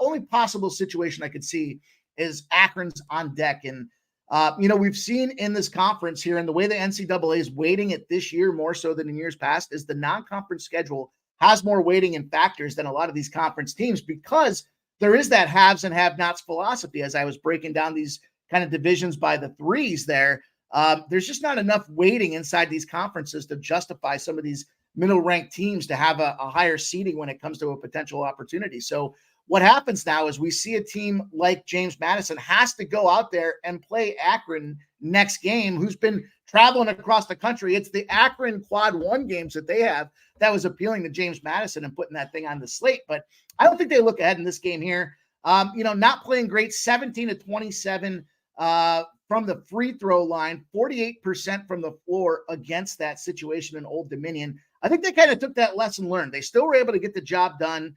Full game with a W. Obviously didn't get the cover for us, but there's just no money to be made in fading a James Madison team. We've been cashing with these guys all along, and just because they fell off the horse on one game doesn't dissuade me from jumping back on them. They rank 4th in Division I in teams from field goal attempts per game. They're 3rd in Division I for opponents' assist to turnover ratios out there, running and gunning, floating all over the place and finding open guys, wearing teams down. And then you got a team on the other side in Arkansas State, 351st for free throw opportunities out there. They're giving them up a ton on the defensive side of the ball. That's going to hurt these boys. I don't know why this number's moving again, other than people think it's a potential look ahead, but I am not fading James Madison in this team here. Give me whatever the best number is for it. We're just going to go with the full game here. I do think it's going to be an offensive battle, but I think the separation comes in the second half, and they just show that they're just that much more dominant than an Arkansas State team, despite being on their home court. James Madison -4 at -108. Let's roll into the final spot on Mikey Money's card. And it was a game that was brought up by our Daby Cab, and it was the waffle play of the day. Now sitting at 5-0. He's interested in the Friars, but cannot pull the trigger. I will pull the trigger. I like Providence at home in this spot against Creighton. I think the market backs that up. We've already talked about this game, so I don't need to set it up anymore. Let's just hear Mikey's plan for Providence Friars at home to the Creighton Blue Jays. Yeah, Providence has got to be the play for me in this spot here. Lost their first half games in 8 of their last 9 spots out there against ranked opponents. So starting slow has been the demise for these guys, but playing this Villanova team last out there, looking to come back here. 68-50, not their best showing, but that's part of what led me to taking that Villanova team. So again, a lot of interconnectivity between the games that I kind of roll with out there, because I'm keeping my eyes on these things and how they're performing. And I think this is that bounce back spot. Providence really poor, 7 of 33 from downtown. Not going to get the job done, but Cab touched on it. Their defensive efficiency is 9th in college basketball. I mean, that's got to be good for something out there. And from a game perspective, I like Providence. I like what they've got going on. I made a lot of money with them with Ed Cooley. They've certainly had some struggles in the first year in transition, but they didn't lose a ton of guys to the transfer portal just because their coach left. Devin Carter, 18.6 point per game type of guy, and he's a rebounder at 8 points a game in rebounding. Bryce Hopkins, 15.5 points a game, 8.6 rebounds a game out there. And, the big matchup opportunity, Josh Adoro at 15.1 points a game, and again, 7 rebounds a game. So definitely got a trio of double-digit scorers, but I referenced their rebound situations because that's kind of showing why they're 9th in defensive efficiency. It's only going to take a little bit of a mismatch there, a couple of missed shots for Creighton, who we know goes out there and does well. But Creighton is 10-12 against the spread. When you look at these numbers, I think the big situation here for these guys is revenge on the mind. Devin Carter goes for a game-high 25 points on that January 6th loss to Creighton. The junior guard had to be pissed off out there. He's leading the team in scoring at 18.6, and that's huge for an upperclassman to go out there and fall short. He's going to be pissed off. They got that Josh Adoro. He's the guy that I mentioned. He's the big question mark for me in this game because, we've got on the other side of things, Ryan Kalkbrenner. There's a name that you won't forget when you hear it on TV. And certainly a big man out there. I do believe the advantage is to Kalkbrenner, but They brought this kid in from George Mason to be able to match up in guys like this. He's got 18 points or more in 4 of his last 6 games. So we've got a team that fell just short the last time around. Well, not just short, but lost that game, and this is that revenge spot for him. I mentioned on one of the earlier games today that we've got a situation with alliance factors here. And we've got a line of 2. Creighton's just 10 and 10 in those spots. I think the deficiency that the Friars have is they stink from the free throw line, and I love to try to pick on those teams that take that as an advantage, but Creighton doesn't get a lot of fouls, so I'm not overly concerned in that number there. We've got a big trend going for us, though, going back before March, going back to last season. Teams that are 41.5% or better at their win percentage as conference home dogs versus an outside top 8 opponent are 345 and 247. So we've got a nice little advantage there. Plenty of meat on the bone in that trend, not to say it's an anomaly. Conference away favorites that have 2 wins better than their opponent, if they're ranked against an unranked team, are 18 and 21 in those spots, 15 and 25 to the under. So to me, that says we've got this opportunity where these boys are going to play some defense. We're going to see that Providence defense shine through, be able to play, man up, D out these guys there. Providence does have 4 first half wins. I'm sorry, Creighton has 4 first half wins in a row against Providence. So again, it's a game where they can't afford to mess around in the top here. I'm not going to go first half full game with this thing, but I do like Providence to be able to pull through in the grand scheme of this game. So I saw, the opportunity here. I think they outright win it. I'm going to take the +1.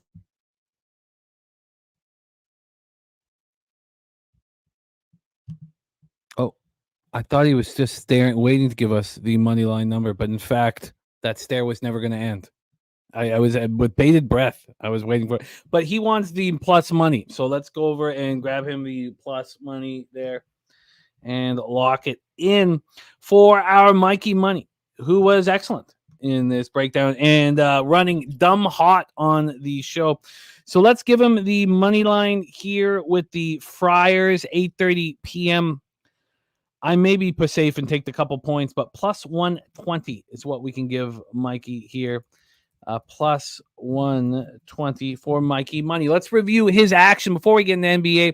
He's on Providence at +120. James Madison -4.5, -108. Southern Miss -5 at -109. Furman -3.5 at -107. His double up is Detroit Trojans first half -4. Full game -8. He's on Longwood -7 at -107. Villanova +3.5 and Villanova money line. And he is on Michigan +6 at -110. Mikey, we got you Providence money line there at +120. That's where you were heading before you froze. Is that right? Oh, I don't even know what happened. I had a full system shutdown restart there. Then I jumped on what I thought was the existing tab, and it said the stream was ended. I was like, oh shit, did I just do it again, Dutch? Did I do it again? Let's go though. I jumped on the 2.5 as well. I like the 2.5 and the +120, so it's a double dipper. Oh, it's double up. Okay, cool. Yep. I'll give you that, but +2.5. Now I could only find the 2.5 and -115. Could you beat that? PointsBet's got a -110. So does FanDuel. No, FanDuel's juicy now. It's PointsBet that's got a -110.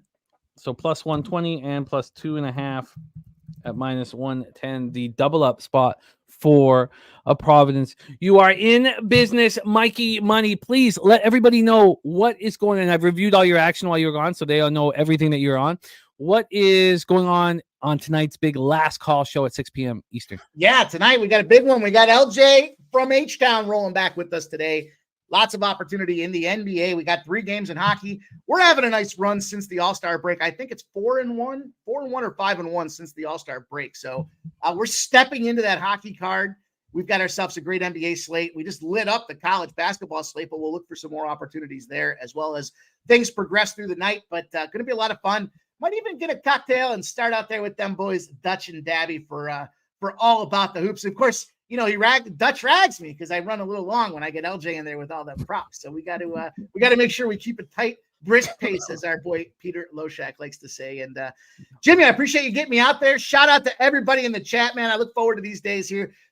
Wednesdays and Thursdays, favorite days to cap the card with you boys, and the opportunity to share my college basketball plays with you guys is a lot of fun. So we can all sweat together. If it doesn't start out well, then you will find me in a dark corner with the old bottle of whiskey, Jimmy. Other than that, I'll see you back here tomorrow, my guy. I love it. Yes, Wednesdays and Thursdays, Mikey Money joining us betting with the bag. That is college basketball.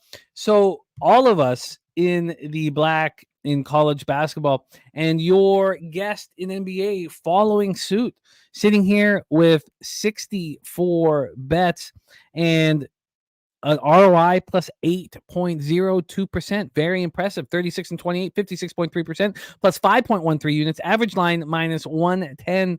And here to break down this 7-game card. And what a real, glorious 7-game card, because so often the star of Wednesdays, who you're about to see here on screen, has had to deal with 12 and 13 game cards. So a nice 7-game card for us to deep dive. That will also make it a little easier, I think, for you guys on the big live stream basketball show tonight that he co-hosts alongside Daby Cab. So without further ado, please welcome from Las Vegas, Nevada, star of Medicate Mondays and All About the Hoops, and of course, the NBA section of our Betting with the Bag Wednesday shows. Please welcome Dutch Boy Fresh.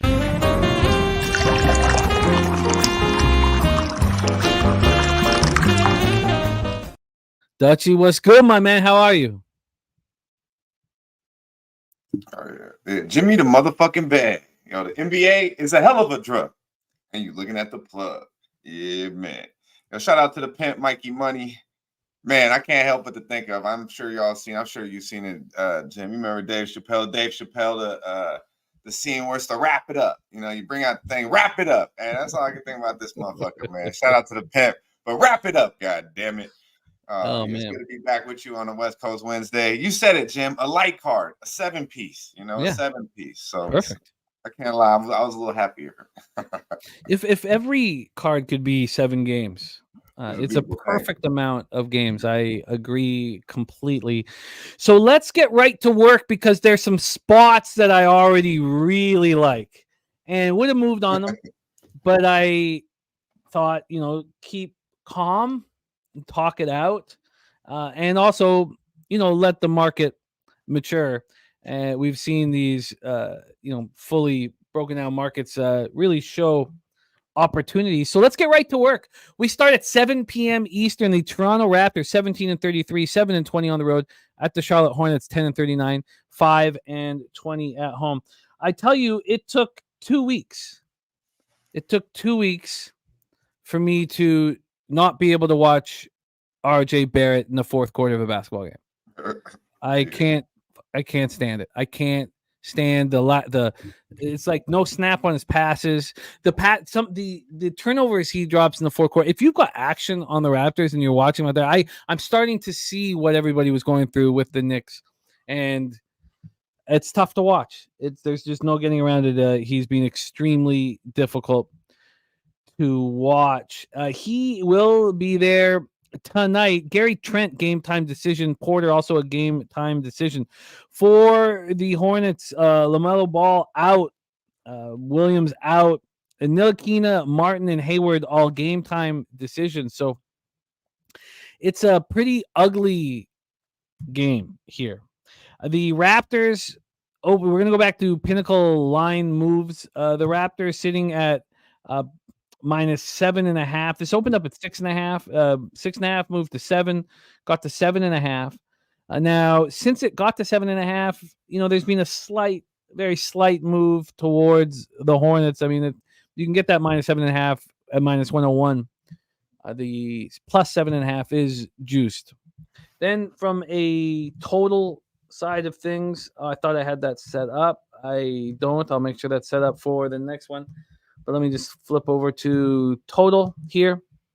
From the total side of things, we're sitting here with a 226. Opened up at 226, got up to 227, then dropped down to 225, jumped back up to 226 about an hour and a half ago. Then we'll go into the cash flow for this one. We have, move over there and get the full all market. You have 34% of the tickets and 53% of the cash on the Hornets. So there are bigger bets coming in on the Hornets, but the line's not moving towards them. Then you have 65% of the tickets and 87% of cash on the over.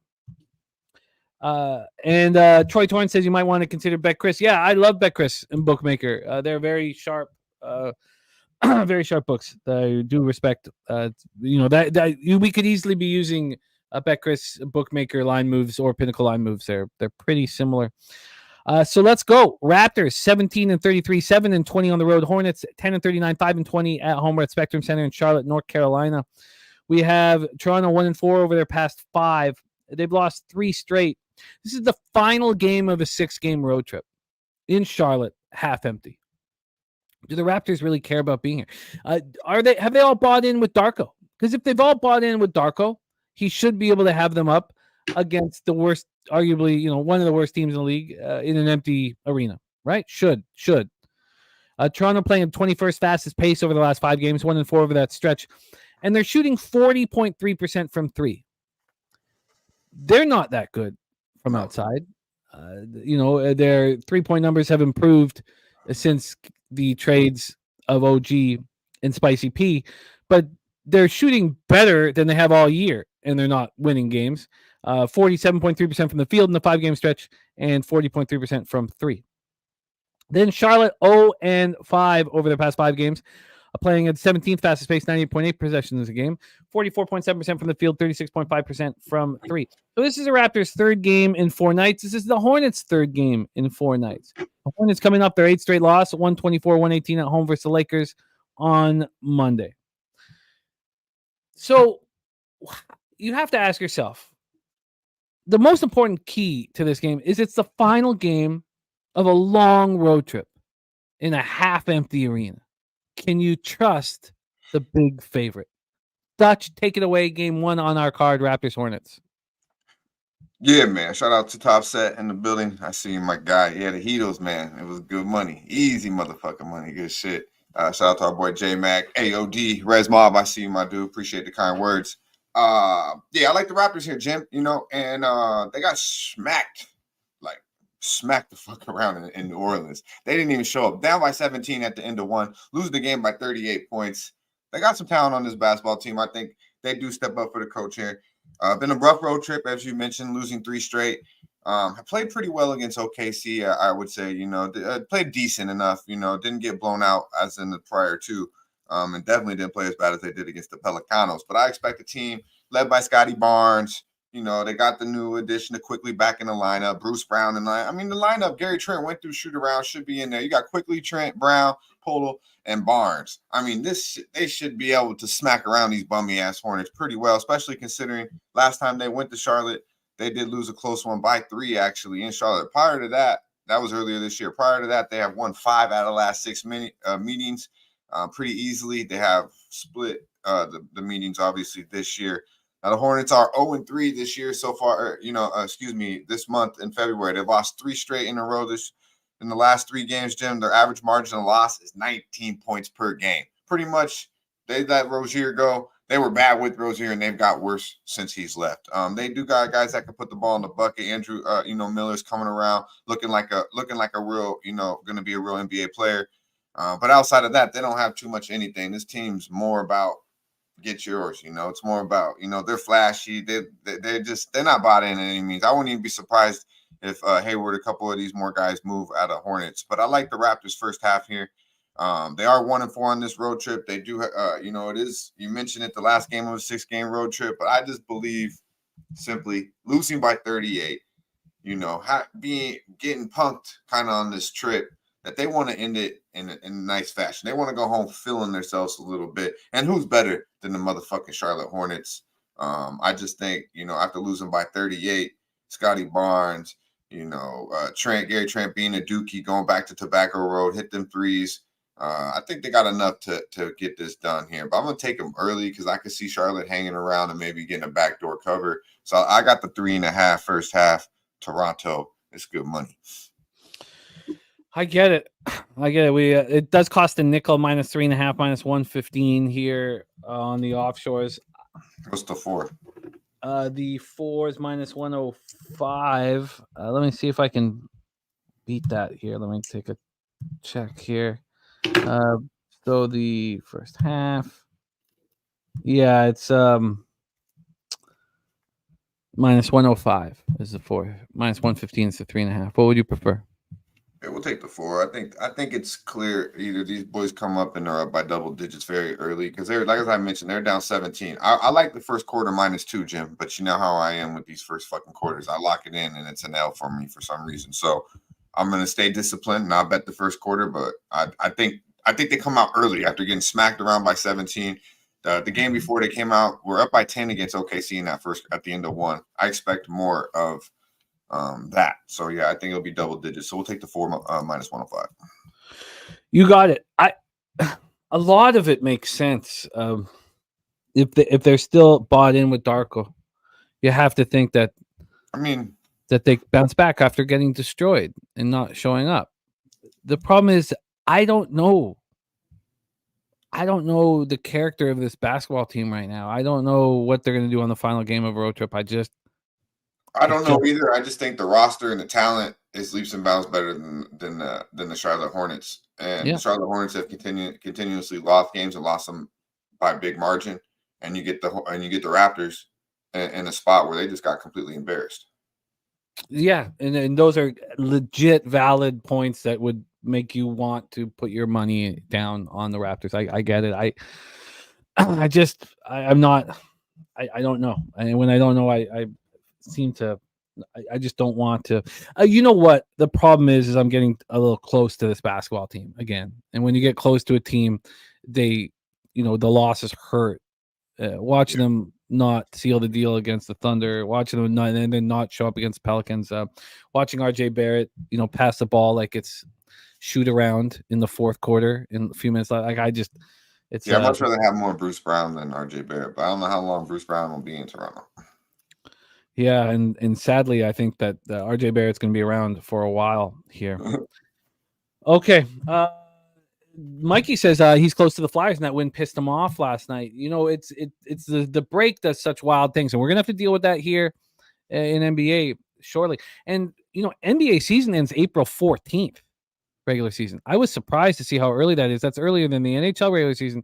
So for those of you who want to get that NBA cash, take advantage of every situation right now. Dan Kelly has in serious business moving on Toronto first quarter and full time for our guys serious business. And Dan Kelly on the Cavs -4 first quarter here against the Wizards. Cavs -4 and -104 over at Heritage. And Dan Kelly just celebrated his 69th birthday. Dan, we love you, man. Let's give a little homage to our friend, Mr. Dan Kelly.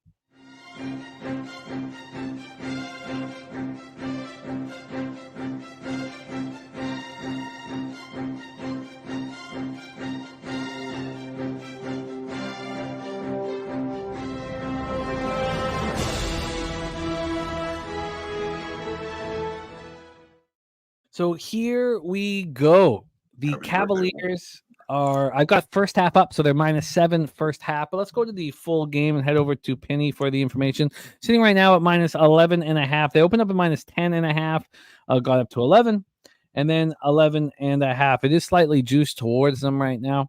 From a total side of things, we're sitting with a 234.5. This opened up at 237, so we've had quite a drop towards the under. We get over to the cash flow in this spot. First off, you have 83% of tickets and 97% of the cash. Now it's 84 and 97 now with 22,750 tickets counted. Then on the total, you have 56% of tickets on the under and 91% of the cash. So you have that sharp action towards the under. Kong, I said 69. I said 69. Ken Davis says Dan Kelly's 24 years old. What you talking about? And there he is, our guy Dan Kelly. He's a big part of our squad, man. So here we go. Cleveland winning basketball games, 6 straight victories, coming off that 136-110 at home over Sacramento. Over their last 5 games, 14th fastest pace in the league, 98.9 possessions a game, and 50.9% from the field and 38.5% from 3, shooting the ball very well. Washington 2-3 over their past 5, playing at the 4th fastest pace in the league, 101.9 possessions a game, 46.9% from the field, and just 29% from 3. It's amazing that their pace has slowed down a little bit. Their 3-point shooting's got a little worse, and they started winning basketball games. So this is the first half of a back-to-back. Notice that Dan Kelly's focusing on the first quarter. They play at Brooklyn tomorrow night. We're going to talk about all the spots on today's card where teams are on the first half of a back-to-back. The Wizards coming up their third straight loss, 140-112 at home versus Suns on Sunday. These losses have been absolutely horrific. Here, I can help. Thank you for mentioning that. Here, let me help get this over here for. He's making a challenge. God damn it. There we go. There we go. Okay. So here we go. Thank you, Justin. Sorry. It wasn't. You couldn't read it because he did. Okay, let's focus here. Wizards coming off their third straight loss, 141-12 at home versus Suns on Sunday. All three losses on this homestand have been, ugly. There was a 110-102 loss. I think what did the Heat? I don't have it in front of me, but the other two losses have been just horrific. Yeah. And the homestand ends this evening. Take it away for us here. Interesting spot. Wizards at home to the very hot Cleveland Cavaliers. Yeah, man. Big shout out to the birthday boy, DK. As you said, big part of the chat. Love his insights. I like what he's looking at here, man. I could only fade the Wizards here. Nothing official for me, Jim. I was thinking Cavaliers here. Cavaliers first half, it's the best thing going. So he's cutting in first quarter. You know how if I like the first half, I like the first quarter. I just, I bet first half. So that's what it is. I expect the team to come out early and do what they do. And the Cavaliers, man, they're not only the best thing going in the first half early in basketball games. I mean, they're damn near playing the best basketball in the NBA. Outside of the Clippers, but definitely in the Eastern Conference, they're the most consistent team. They won 15 out of the last 16 motherfucking basketball games. I mean, they're a very good basketball team. And they're getting healthy. Cavs have won 6 straight meetings versus these boys. I mean, it's big brother, little brother type shit when they see the Washington Wizards. They're 2-0 this year, Jim. And this number stood out to me. The average margin of win in these 2 games, Jim, 31 motherfucking points per game. 31 motherfucking 24, and then they blew them out by even obviously more than that second time around. So it's not, I mean, there's levels to this shit. And obviously the Cavaliers are on a whole another motherfucking level than the Washington Wizards. So I would look early. I co-sign what DK's talking, and I would probably look team total over because they pretty much picked their number that they want to drop. And these boys are real nice from deep. I mean, with obviously led by Mitchell, you got Garland back there, you got Strus in the corner, you got this kid Sam Murrow off the bench, you got Niang, you got LeVert playing some of the best 6-man basketball. I talked about how they're leading in the last 20 to 22 games of the season. They're leading in 3-point attempts. They love to shoot the 3-pointer. They're leading in makes in 3-point attempts as well. So you got to guard the perimeter with the Cavaliers, and I don't think the Wizards will do that. So I could only look Cleveland here. Washington has not covered in 5 straight at home. They're 7-17 against the number at the house this year. And you mentioned it, Jim. When they lose, they usually lose in fashion. So I would expect the Cavaliers to handle business. As you did mention, though, it is a first half of a back-to-back. So I definitely like the early looks a little more. And you have mentioned, I know you talked about that you fade, so I don't know if you're liking the Wizards here because you like the fade a heavy favorite on the first half of a back-to-back. Is that correct? I do, but I do not. First off, my ROI having anything to do with Wizards is not being good, and but the Cavs, just like look at Dan Kelly says. Let me tell you about the Cavs.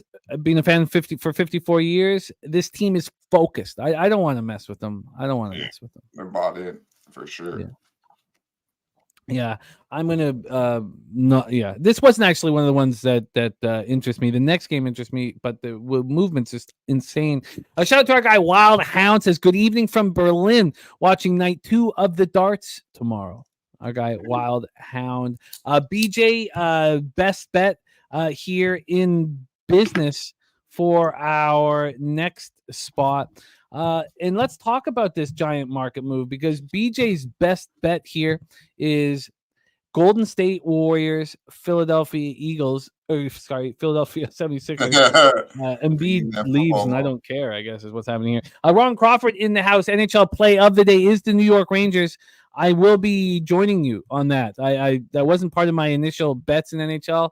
Ron, let me copy and paste that, but I will be joining you after breaking it down here. So let me just pop that here. But we are going up against CMAC. CMAC is on the Tampa Bay Lightning. There's been a big move towards Tampa Bay Lightning. But let's get back into this NBA spot and NCAA play day, Providence and Toronto. Perfect. Beautiful. You were right in line with us. But let's get into this spot. So BJ gets the Warriors -1.5. We're now sitting at a 5. Let's start there. What is the story for this huge move? Is it Maxey being listed as a game time decision? Yeah, he missed shoot around, I believe, with the illness. Okay. So that is the giant market move. Maxey missing shoot around. We already know, Embiid out, Melton out, Covington out, Batum out, Morris, Maxey, and House game time decisions. So this team's getting stripped. Initially, this was a spot where I wanted to back the Sixers. Initially. Green and Wiggins are game time decisions. As we know, Chris Paul and Peyton are out. And BJ says, if the Warriors win today, I'm fading them heavy tomorrow versus Pacers, because I felt that was a game that was going to be more important. Now, maybe that's the wrong way of looking at this one here. Warriors 3-2 over the past 5, playing at the 6th fastest pace in the league, 101.36 possessions a game, 49% from the field, 35.5% from 3. They're shooting the ball pretty well. The Sixers 1-4, playing with the 23rd fastest pace, 98.1 possessions a game, 45.9 from the field, 34.9 from 3 over that time period. As I said, this is now a 5-point spread. It's sitting right now at +5. It is a juice to the Warriors, so 5.5s are coming. We don't see them anywhere yet, but they are on the way. From a total side of things here, we have a 234.5. Excuse me. This opened up at 237 and initially was going up, got up to 238. Now at 234.5. And Von Polo says, I was about to say the same thing. I hope the Warriors win so I can smash the Pacers tomorrow on his birthday. King Al says, give me the Sixers. If I can get a 7, he will wait. Mikey Money says 76ers are 0-12 against the spread against a team that were favored against last meeting.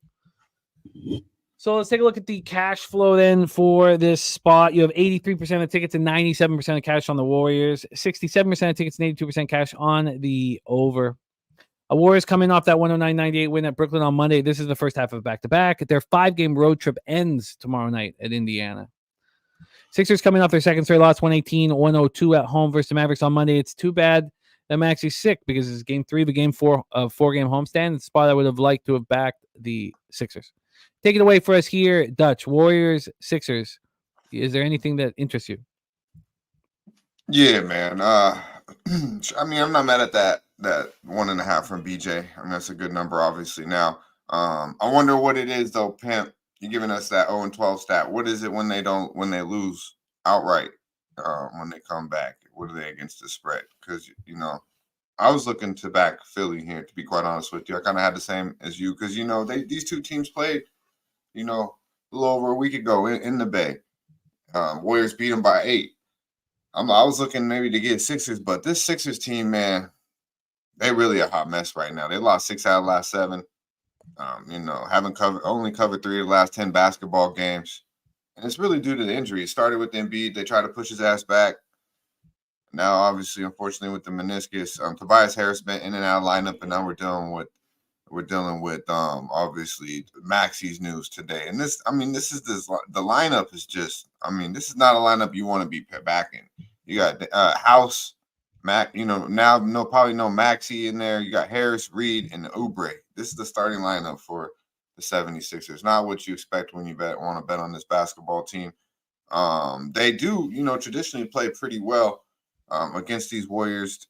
They've covered 13 out of the last 16, in Philly, against the Warriors. So I was looking at it as a get back spot. I figured a lot of people would be on the Warriors, and the Warriors actually a team that I'm looking to back a little bit more now. But I was kind of had the same thought as you, Jim. They would be maybe a little bit more focused on Indiana with Embiid not being here in Philly, and then obviously just beating them not too long ago there at the house.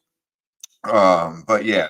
The injuries are just a little too much, and a lot of news. They need to be there. I think the Sixers are going to be making some moves as well. So, my boy, our boy Trout Ram been cleaning up on that Oubre over the threes. That's probably a good look. And then Kuminga, man, Kuminga is the best thing going.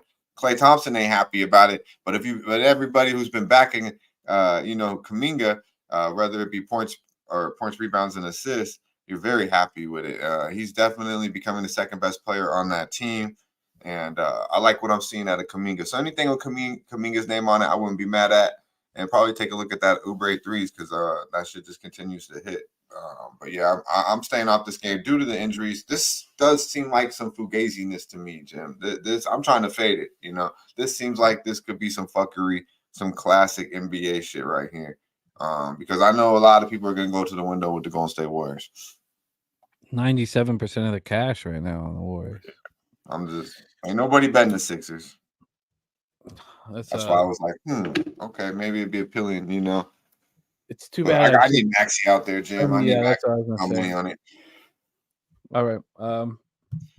Let's roll on. But our guy Wildhound says his 3-leg parlay, Ivory Coast to win. That game pops off in 90 minutes. Longwood -7 and Sixers +4.5.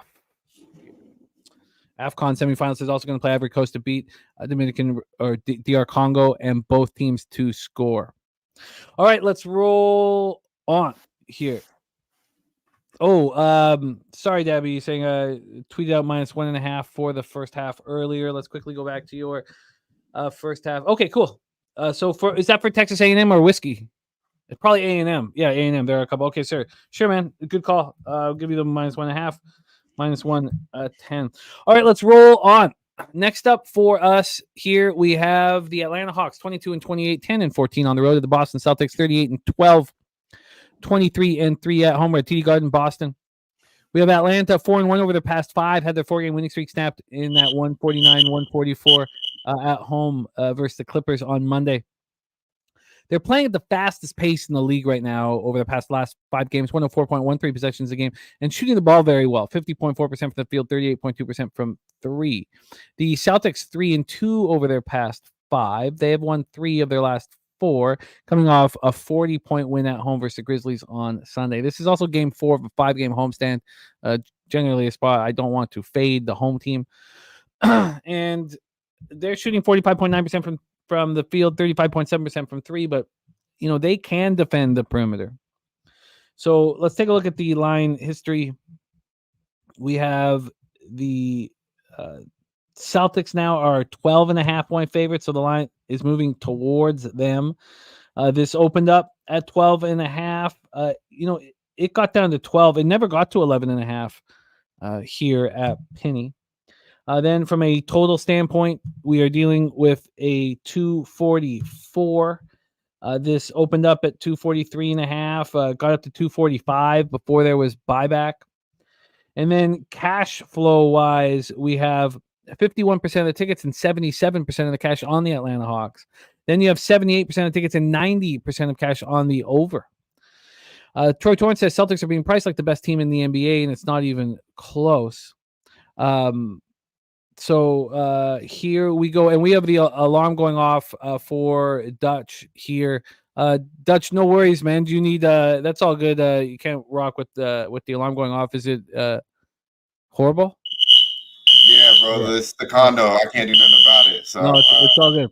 Yeah, I'm gonna be back out, and I'll come back on when it stops. Okay, yeah, no worries. So let's roll here. Patrick Burns gave us the Celtics -11.5 in this one. This is a huge number, and with the way Atlanta's playing, you would think that they could stay within it, but this is just a sweet spot here for me. 4th game of a 5-game homestand, and Brizzy saying Atlanta +12 is on his mind. I'm not interested in moving on it. It just doesn't. Generally, it would be, but it is not the 4th game of 5-game. This is a perfect setup for the team not to come out as perfect. Just beating a terrible Grizzlies squad by 40 would actually make me think that Atlanta early would be appealing. Stimmy OG on Atlanta +12.5. I can't fire here. So let's move on. 7:30 p.m. Eastern. We have the San Antonio Spurs 10-45-19 on the road at the Miami Heat 26-24, 13-12 at home at the Kaseya Center in Miami, Florida. The Spurs coming off their 4th straight loss, 117-101 at home versus Cleveland on Saturday night. And this is game 1 of a back-to-back. They play at Orlando tomorrow night. We've already heard, oh, beautiful, back in business. I love it. I love it. That's no joke, bro. Let's quickly flash back, Jose to Hawks Celtics. I traditionally, after a team wins by 40 at home, I would want to fade them at least early. But this is a pretty comfortable spot, game 4 of a 5-game homestand. Did you have any interest in Hawks Celtics? Yeah, my fault about that, Jim. I like I honestly like the C's here, but I think it's more of a team total probably aspect. I could look the over here too. I mean, I thought the Hawks were kind of, playing a little bit better basketball. It's more of a spot against fading the Clippers the other night when I took them +3. They were right there too, but they just don't have the defense, man. They're beat up on the injuries. No Capella. They have absolutely nothing to stop Boston. They're going to pick their numbers. So heavy lean to the team total over for the Boston Celtics. And I could only look over in the team total, over in the actual basketball game, 244.5. But yeah, I think Boston picks their number. I understand what you're saying about, off a huge win. But they're just on another level than the motherfucking Atlanta Hawks. So it's Nasty Nate in the building, Mr. Trifecta. I could see that. The Boston haven't been in trouble though covering the number full game of late. Only covered 1 in the last 5, Jim. However, they have covered 7 out of the last 8 against the Atlanta Hawks in Boston, and are 10-2 ATS last 12 overall against the Atlanta Hawks. So it's kind of big brother, little brother type shit when it comes to them. And the Hawks are fade on the road. Only covered 1 of the last 8 road games. The Atlanta Hawks have. So it's Boston or nothing here for me, but I think it's more points. I think Boston pretty much just picks their number. Yeah, I can't. I'd love even to take the Hawks first quarter, but I can't even. And won't. So let's move on. 7:30 p.m. Eastern. We have the San Antonio Spurs 10-45-19 on the road. Miami Heat 26-24, 13-12 at home. Over the past 5, Spurs are playing 17th fastest pace in the league, 98.8 possessions a game, shooting 46 from the field and 32.9 from 3. Dan Kelly says, love the Spurs money line. So Tori Coker says that his best bet is the Miami Heat, and that surprises me. It surprises me because the Heat cared very much about the game last night. Right.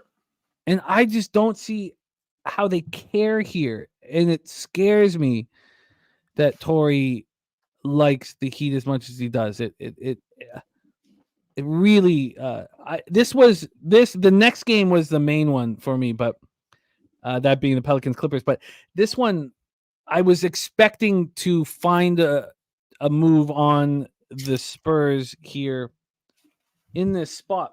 And I've been pretty good with the Spurs in the last little while. They've been, as I've kind of slipped down to into the red, slightly into the red on the season. It's not on the Spurs why I've done that.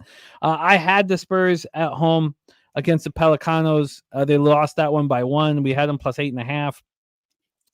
And again, this is game 1 of a back-to-back. They played Orlando tomorrow night. But if you watch the minute situation for the Spurs, they're almost coached as if there's a game the following day. Nobody plays heavy minutes here, and the Heat are on that second half of a back-to-back. So Tori, I'd love you to jump in and add to why it is that you like the Heat the way you do. Stimmy OG big on the Spurs +8.5 in the over, and Dan Kelly loving the Spurs money line.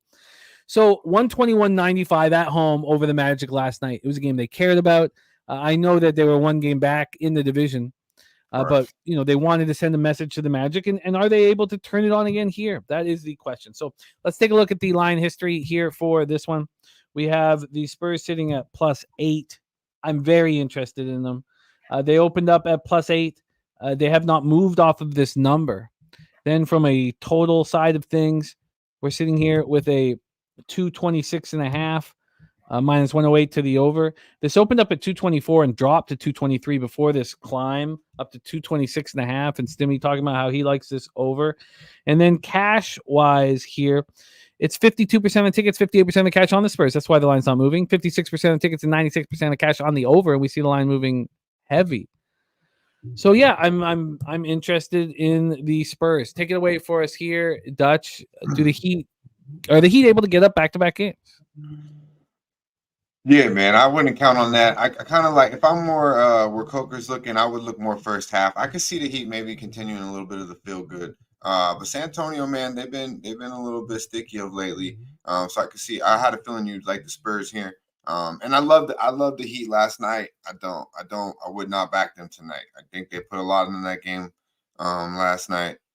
And I think San Antonio, they might come in there, team under pop. You don't expect them to probably go out there and be wilding out too much in South Beach. They might come in there and try to, actually focus a little bit. And I could see Wemby having a good game tonight.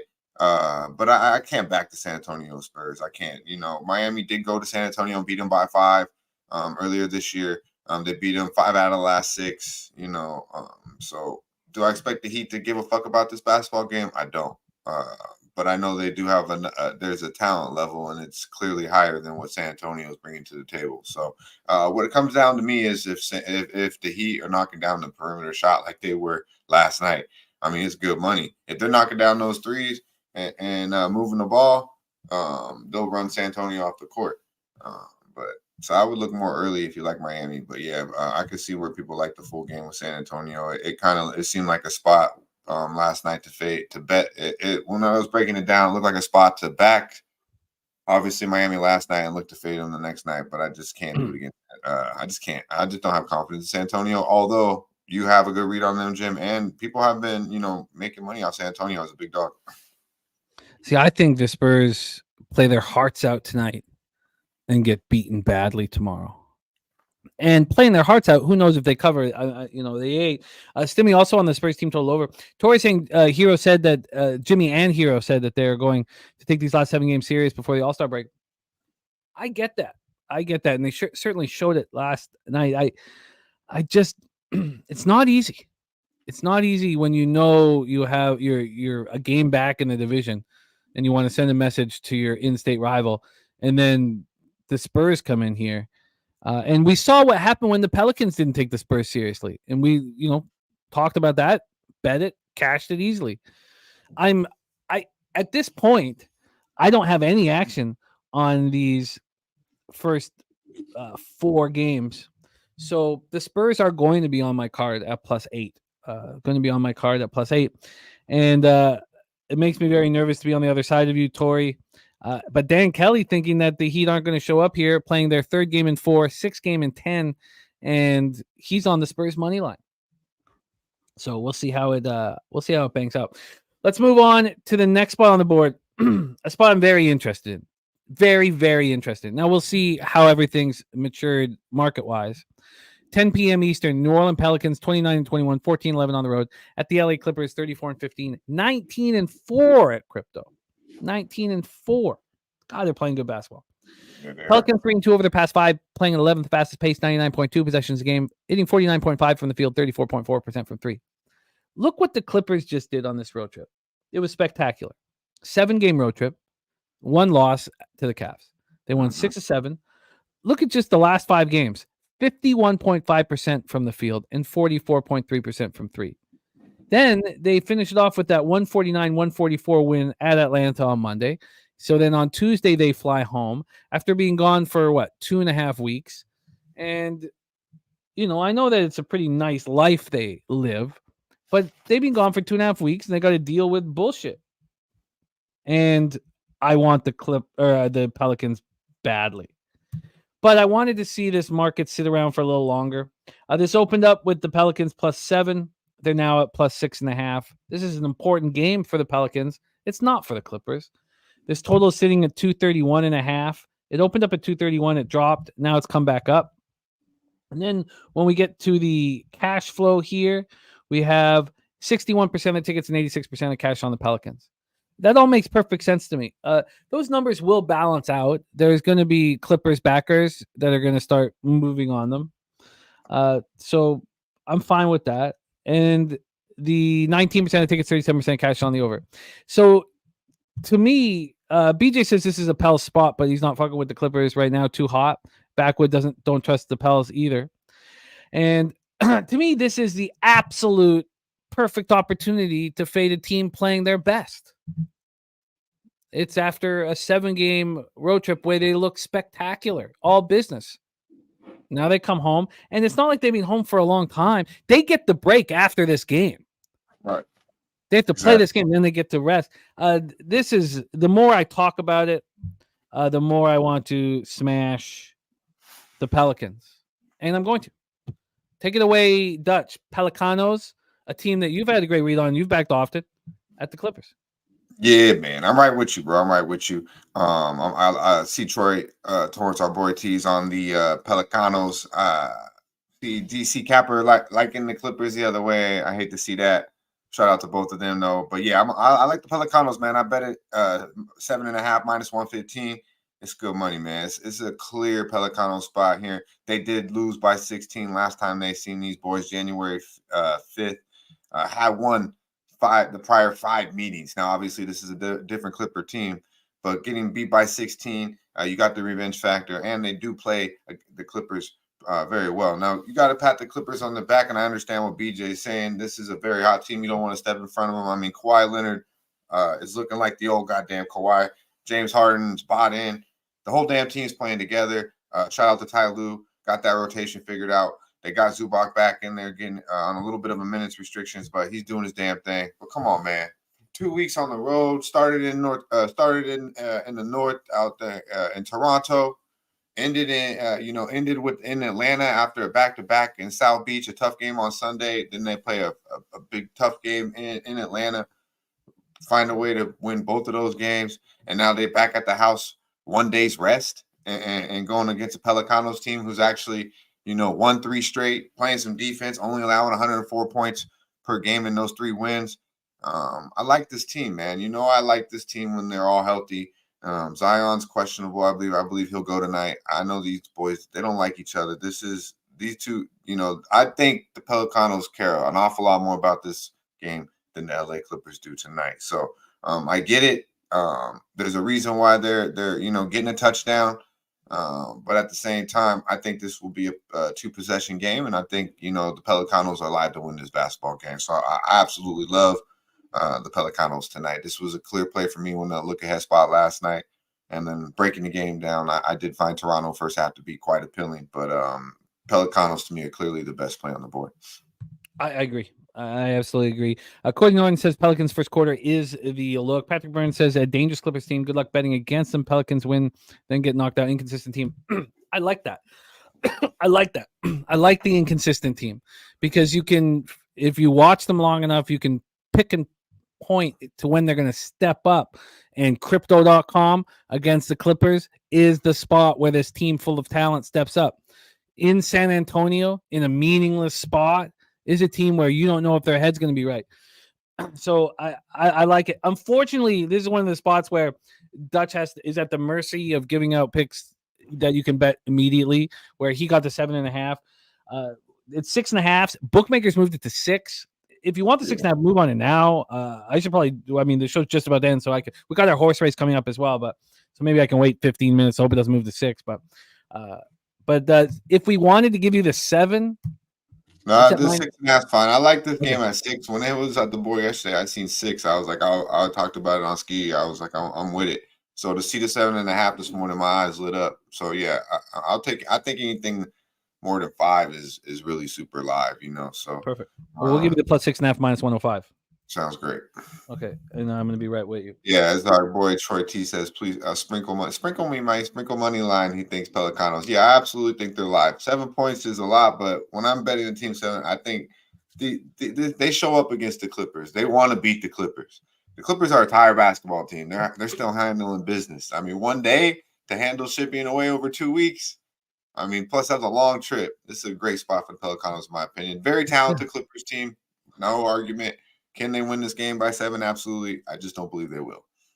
Yeah, and they cut. They leave Atlanta when at 12, maybe 1 p.m. in the afternoon, 12 in the afternoon, and then the up and down game too against the Hawks. And they've been playing in the Eastern time zone, for so long, and come back to West. This is not easy, man. This is not easy. Now it is easier going from east to west, obviously, but I'm right there with you.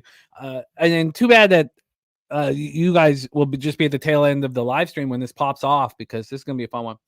Let's roll to the final game on the board. Then we will have our horse race. Patrick Burns says, "Got to bet the over here, right?" I'm trying to stay away from total as much as possible.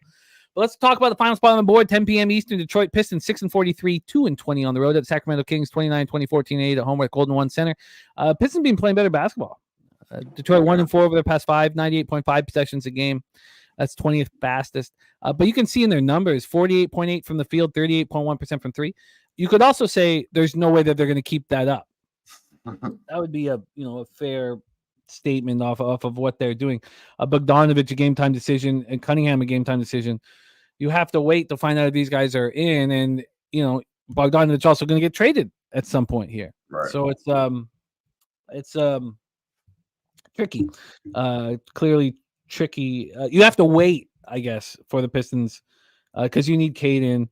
And you need Bogdanovich in. This total sitting at 242, opened up at 242, dropped to 241.5 for a little bit, came back to 242, no movement. And then on the spread, we have the Pistons as 13.5 point dogs. Opened up at 13, dropped to 12.5, got up to 13.5. Let's get to the cash flow then for our final spot on the board. We have, move up here. We have 42% of the tickets and 64% of the cash on the Pistons. And then we have 55% of the tickets and 96% cash on the over. Pistons coming off their third straight loss, 111-99 at home versus Magic on Sunday. This is the first of a road back-to-back. They play at Portland tomorrow night. And that gave me pause here trying to figure out really, are they going to care more about this game than the other game? No, they probably don't care about either. The Kings coming off an ugly 136-110 loss at the Cavaliers on Monday to close out a successful 7-game road trip. I mean, I think we saw the Sacramento Kings that we expected earlier in the year on this road trip, and they're coming off a loss. So then do they come home and smash and grab the Pistons?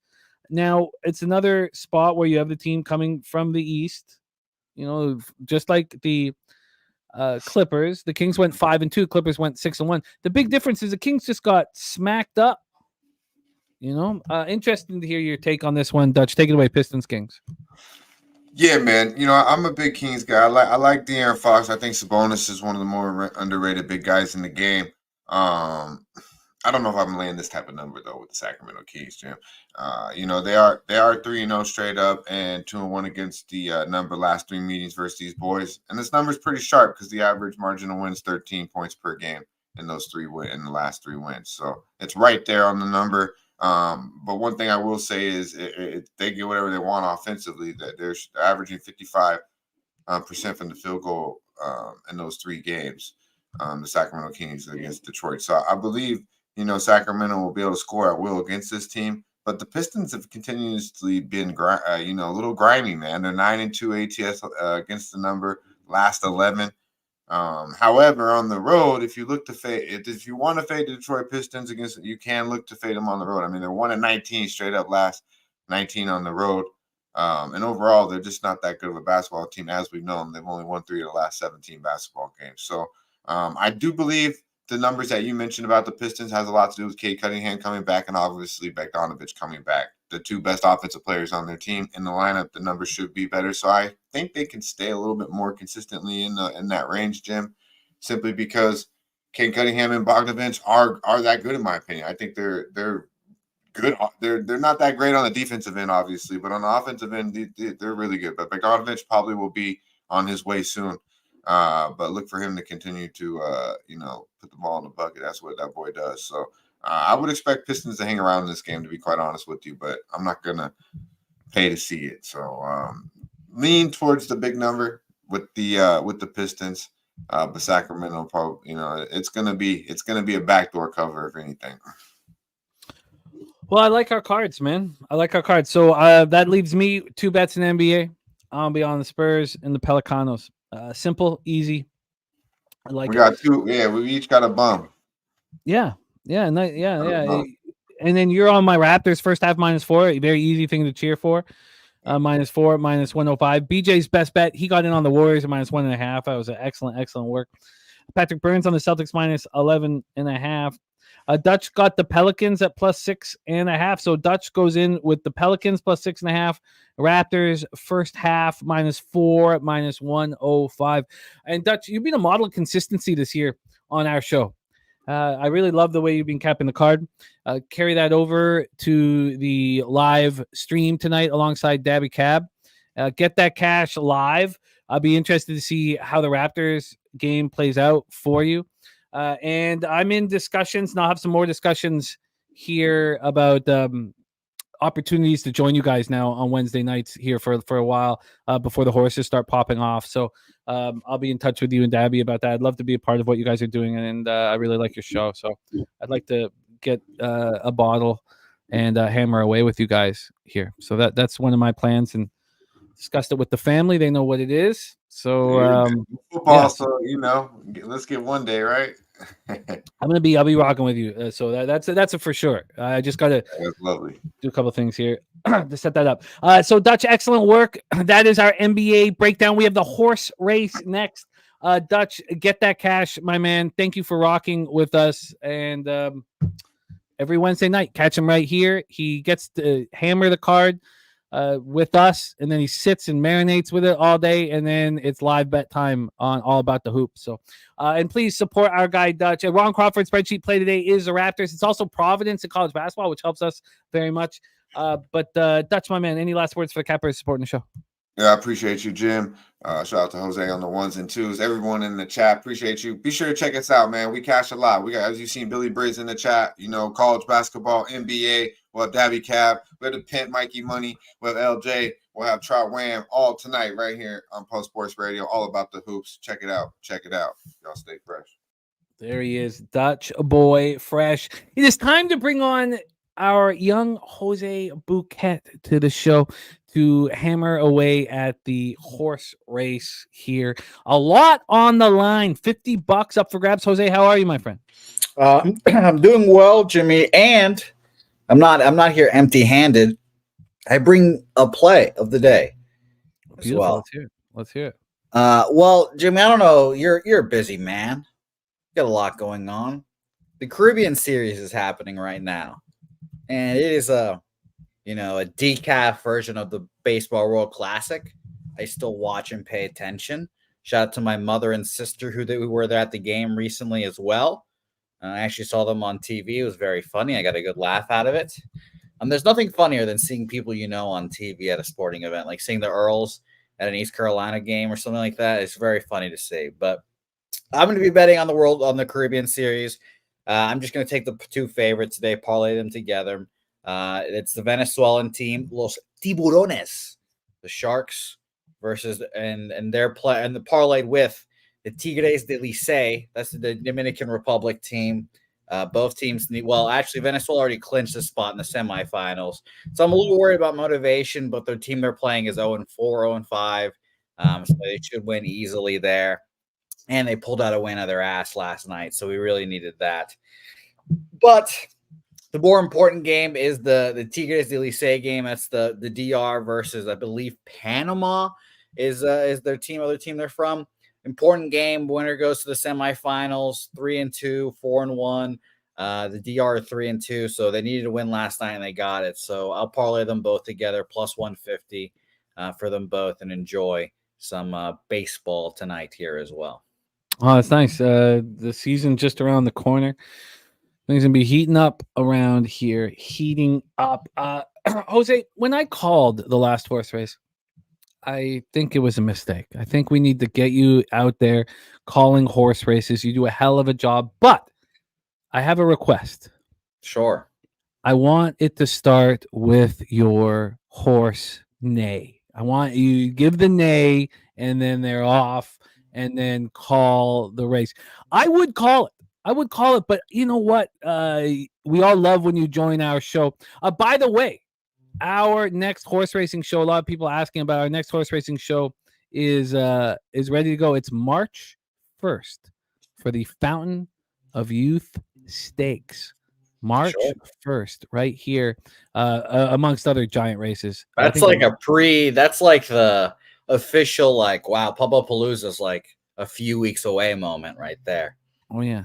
Oh yeah, March 1st is our next big race day, not too far from now. But Jose, let's go. We have $50 on the line. How many entrants do we have? Still 51. Did we get anybody to join? 51 entrants. Shout out to you guys who are all members. We appreciate it.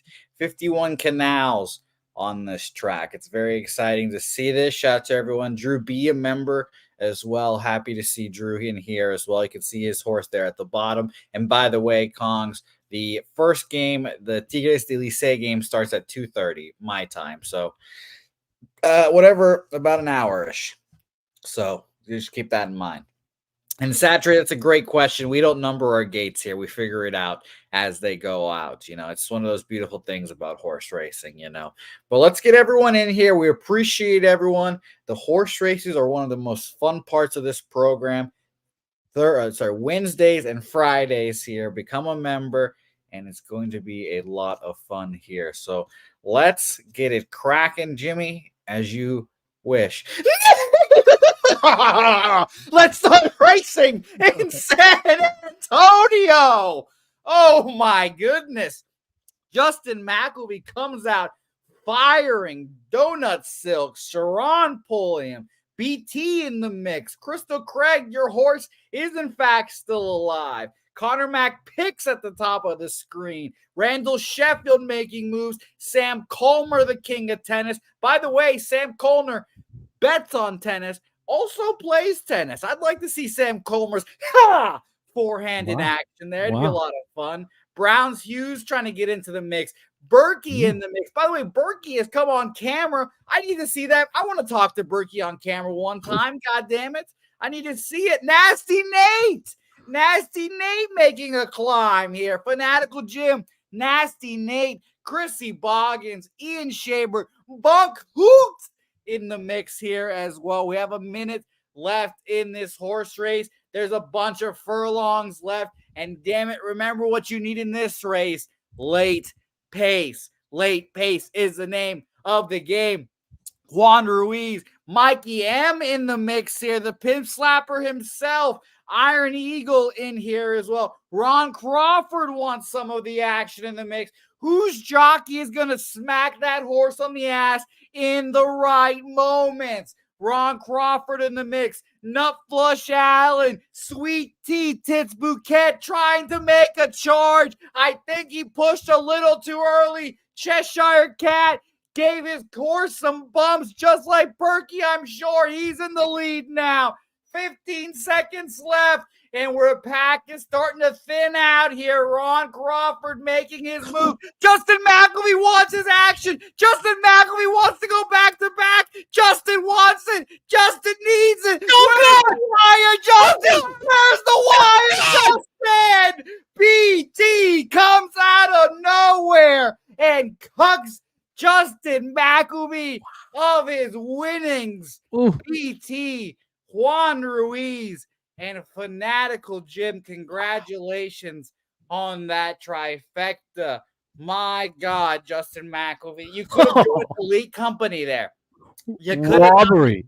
You could have done it. You could have joined Director 97, who won the 20-1 horse race and then a 30-1 horse race. You could have won a 51-1 horse race, Justin McElvey. But you couldn't come through. Shout out to BT for winning this horse race. Wow, that was I don't remember that tight of a finish in any of our horse races. It looked like Justin was saying goodbye. Maybe he started waving. He started waving, started thinking about all the peppermints and the carrots that he would eat if he was the winner. And BT said, "Hold your horses. I want all the money." Crystal Craig, I thought Crystal Craig was making a big move. It's a marathon, not a sprint. She wants to talk to her horse. Drew B says a drug test incoming for BT's horse. Congratulations, BT. You are $50 richer. And again, going over all of the positions. Anything jump out at you, Jose? Cheshire Cat at 20th. Shout out to Cheshire Cat. I believe this is his first or second race. It's very nice right there. Obviously, Justin McElvey's finishing in fourth. Not even getting in the try was a little shocking and disappointing for him there. Who was last? Where's Oh, yeah, you Virginia got back, 33rd there. Yeah, I just showed nothing. Crystal Nothing Craig there. 39th. She was making a move early. Burke Oh, and no. last Ricky. Ricky. Oh, no, Ricky. Ricky. Oh You man, know, I just I will say, Jim, you know, people ask, do you have to be in the chat during the horse races? No. no. You don't have to be, but God damn it, your horses run faster if they are. How do they know you're in the chat? Because you cheer them on. They can hear you, and they can hear every word you say. So if you want to motherfuck your horse, you can do it in the chat because they will hear you. So shout out to you, Ricky. And shout out to, again, BT. Email us, pub4trader.com. Send us your cash tag, your PayPal. pubsportsradio@gmail.com. Yes, at gmail.com, and do all that. And yeah, you'll get paid. So shout out to that as well. Shout out to Saturated, who also is getting paid as well. DM me about that. That was Justin, that was Heartbreak Hotel. My heart bleeds. It looked like it was a game set match there. Ricky says, do I have to end my membership to sign up for gold member? No, and it does the balance or whatever the balance is. It's pretty easy. Yeah, Rick. Yeah, like I said, you should have do it on C Perks or whatever it is, but I haven't done it in a minute, so I can't take you step by step. But just keep messing around with it. Next horse race will be on Friday, obviously. And again, we've talked about those side pot races on Thursday. There have been discussions about that. You know, Jimmy's a high roller. He's ready. I'll throw $50, $100 on my horse immediately. You know, I am a little baller, so I said maybe $10 a horse. But you know, it's fun. It's all in good fun all the way. Well, I hope I get to take you and Helga out for steaks also, because you are in the black come steaks. Let's review all action. Jose, stick around with me. Razor Sharp Picks giving us his Mahoning Valley full card again. Picked up 21K at this track on Monday, just 21,000. That is his full racing card. Thank you again, Razor, for sharing with us. I am on the Toronto Maple Leafs on the -1 line. I'm going to be on the range. I haven't bet this yet. I'm going to be on the Rangers on the -1 line. NHL play of the day from Ron Crawford is the Rangers. C-Mac on the other side with the Tampa Bay Lightning. Then both C-Mac and I are on the Minnesota Wild -1.5. He got a better number than me. And I told my guy Chang that, you know, he was looking for to parlay best bets from C-Mac and I told him to tie the Wild into whatever C-Mac gave out, and C-Mac said he was going to pop it in the chat. I'm going to add the Wild team total over 3.5 as soon as the show is over. Then the best bet from our guy Joseph Thompson was UCLA Stanford over 135, and the parlay for the Caribbean, what is the tournament called? The Caribbean Series, Venezuela, Dominican Republic from Jose Sweet Tea Tits Bouquet. C-Mac moved on UNC Asheville +2.5. I'm going to see what's happened with this line move, but I plan to be on the first half under as my one under of the week. I guess I'm going to cost it there. Perky says High Point Moneyline's favorite play today, but Justin McKelvey right with our guy C-Mac, but McKelvey taking Asheville on the money line. Then C-Mac's on the over 142.5 and Charleston Southern +9.5. So those are two spots for him. He's on the Wisconsin team total over 72.5, and he's on Western Kentucky +10.5. Then Daby Cab's on Wisconsin first half -2.5. And I am again with the spreadsheet play today. Unfortunately, we're going up against DC Capper on this, but spreadsheet play today is Providence. I'm on Providence. Not yet, but I will be betting Providence. Texas A&M first half -1.5 finishes off Daby's card. So he's got Wisconsin first half and Texas A&M first half. Then we have Mikey Money on Michigan +6. I plan to be on Michigan +6. Again, that'd be another spot where I'd be against DC Capper. Not a thing I would choose to be, but I plan on backing the Michigan spot as well. Then Mikey's on Villanova +3.5 and the money line +140. I plan on moving on Longwood, and I think I'm just going to stick to first half. It does feel like a double up spot here, but just first half. Then the double up spot for Mikey was Troy. He's on the first half and full game. He's on Furman. I'm going to join him on Furman. He's on Southern Miss -5. He's on James Madison -4.5. And he is also on Providence double up. Providence. Providence money line, Providence plus 2.5. And then LaSalle for Troy. I'm going to take a closer look at that one. And then Jay Smooth balls play today. Citadel, Western Carolina over 139. Tori Coker's best bet is the Heat. The Heat. We reviewed NBA just a second ago, but for those of you who missed it, Dutch is on the Raptors first half -4, -105. Ron Crawford's on the spreadsheet play today is the Raptors. Dan Kelly's on the Cavs first quarter -4. BJ's best bet is Warriors -1.5. Of course, that's moved to 5. Patrick Burns on the Celtics -11.5. I'm going to be on the Spurs and the Pelicanos. Dutch also on the Pelicanos. And we stayed off Pistons Kings. Maurice Buckner says definitely joining tomorrow when he gets paid. I love that. Yeah, thank you, Maurice. I respect that he had $7 and he said, fuck it, I'm going to bet that $7. Yeah. I'm flipping that $7 immediately. Double that shit up. But respect, Maurice, and thank you. And Voodoo Ranger says, what a finish by BT. Still can't get over it. It's funny. I love how Voodoo Ranger said during that recap. He said, I'm watching the horse race back just to watch it. He's watching it late. So shout out to you, Voodoo. They're electric stuff. They're electric stuff. I'm telling you guys that. It's fun stuff. But and by the way, let us know in the chat. You guys obviously contribute. How much would you guys enter for those side pod horse races? $25 to get your horse? $50? Maybe the James the Bag full 100? Who knows? And then what would we go? Winner takes all, or would it go 70, 20, 10? Well, yeah. Well, it depends on the pot. Obviously, if it was big enough, we could do 70. I say we also pay, if we do decide to do that, we pay something to whoever's last.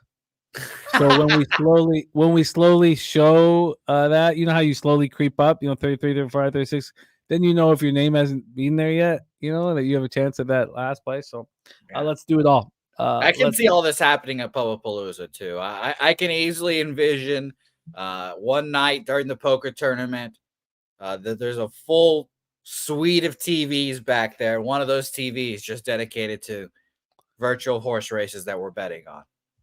Oh yeah, I like all about that. And by the way, DC Capper saying Wisconsin -5.5 easy. So and he's not alone. 84% of tickets that have come in are on Wisconsin. 84% of tickets. So don't worry, DC. You have a lot of friends with you. You're in a public pool, lying in the filth of the public, DC. So I'm sure that'll take you right to the goddamn bank. It will in NFL apparently. Fucking Ravens. Saturated. We are not giving a date to the next poker tourney. Pubapalooza. Not enough of you guys signed up, and it's what do we say? Saturated. If people don't sign up, we'll never do it again. Never talk about it. Never. Yeah. But saturated. Just when to come. Pubapalooza, poker tournament right there. Hopefully, some big stuff, big changes for a poker tournament this year. So it'll be exciting. I might not have to be money bitch. Oh yeah, you might not. Well, no, we can still call you that. But I mean, yeah. Oh yeah, DC, they're a terrible team. They're a bad team. They've lost 5 straight. Don't worry. Look, DC, everybody's seeing the same thing as you. So, it's all, maybe you and the whole world cashes on Wisconsin. And I do not like being on the other side of you, DC. Like, this is not something I'd like to be. So don't get me wrong. But by the way, shout out to Truth Teller. He was very boisterous last week about the Chiefs, and I haven't been able to tell him congratulations on the Chiefs winning. So shout out to Truth Teller, wherever he is. He was very right. And he's got one bet in the Super Bowl that he's adamant about. The under, right? The under. Yeah, so at least you guys are on the same side there. It's very exciting. And by the way, Jim, I hope your total prediction for the confidence pool is locked in already, because our confidence pool is coming down to the wire. Everyone knows. Top 3 places get paid. Tiebreaker is going to be total guest on the game. Mm-hmm. I wish you luck. Thank you. I wish you luck. Thank you. You're welcome. All right, that's our show for today. Thank you guys so much for supporting it. Jose, thank you for all the hard work that you put in.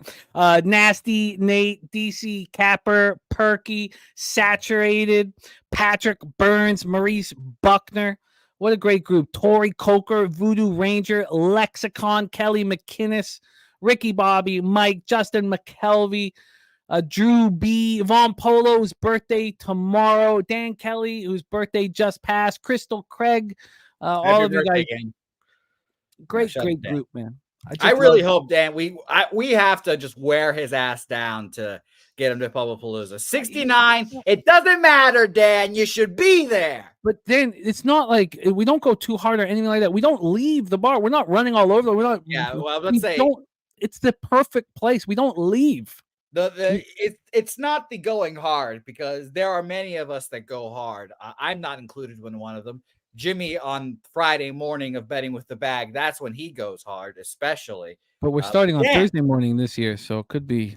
Well, hopefully for your sake, not that many people come. Hopefully for your sake, or if a lot of people are there already, then your Presalia is going to be disgusting. Oh, it's going to be horrific. I can't remember. I remember you guys went to the golf tournament. I'm talking to Jay Smooth, and then I show up an hour and a half later. Yeah, then I wake you up and you're just asleep in the studio. Just like, what happened?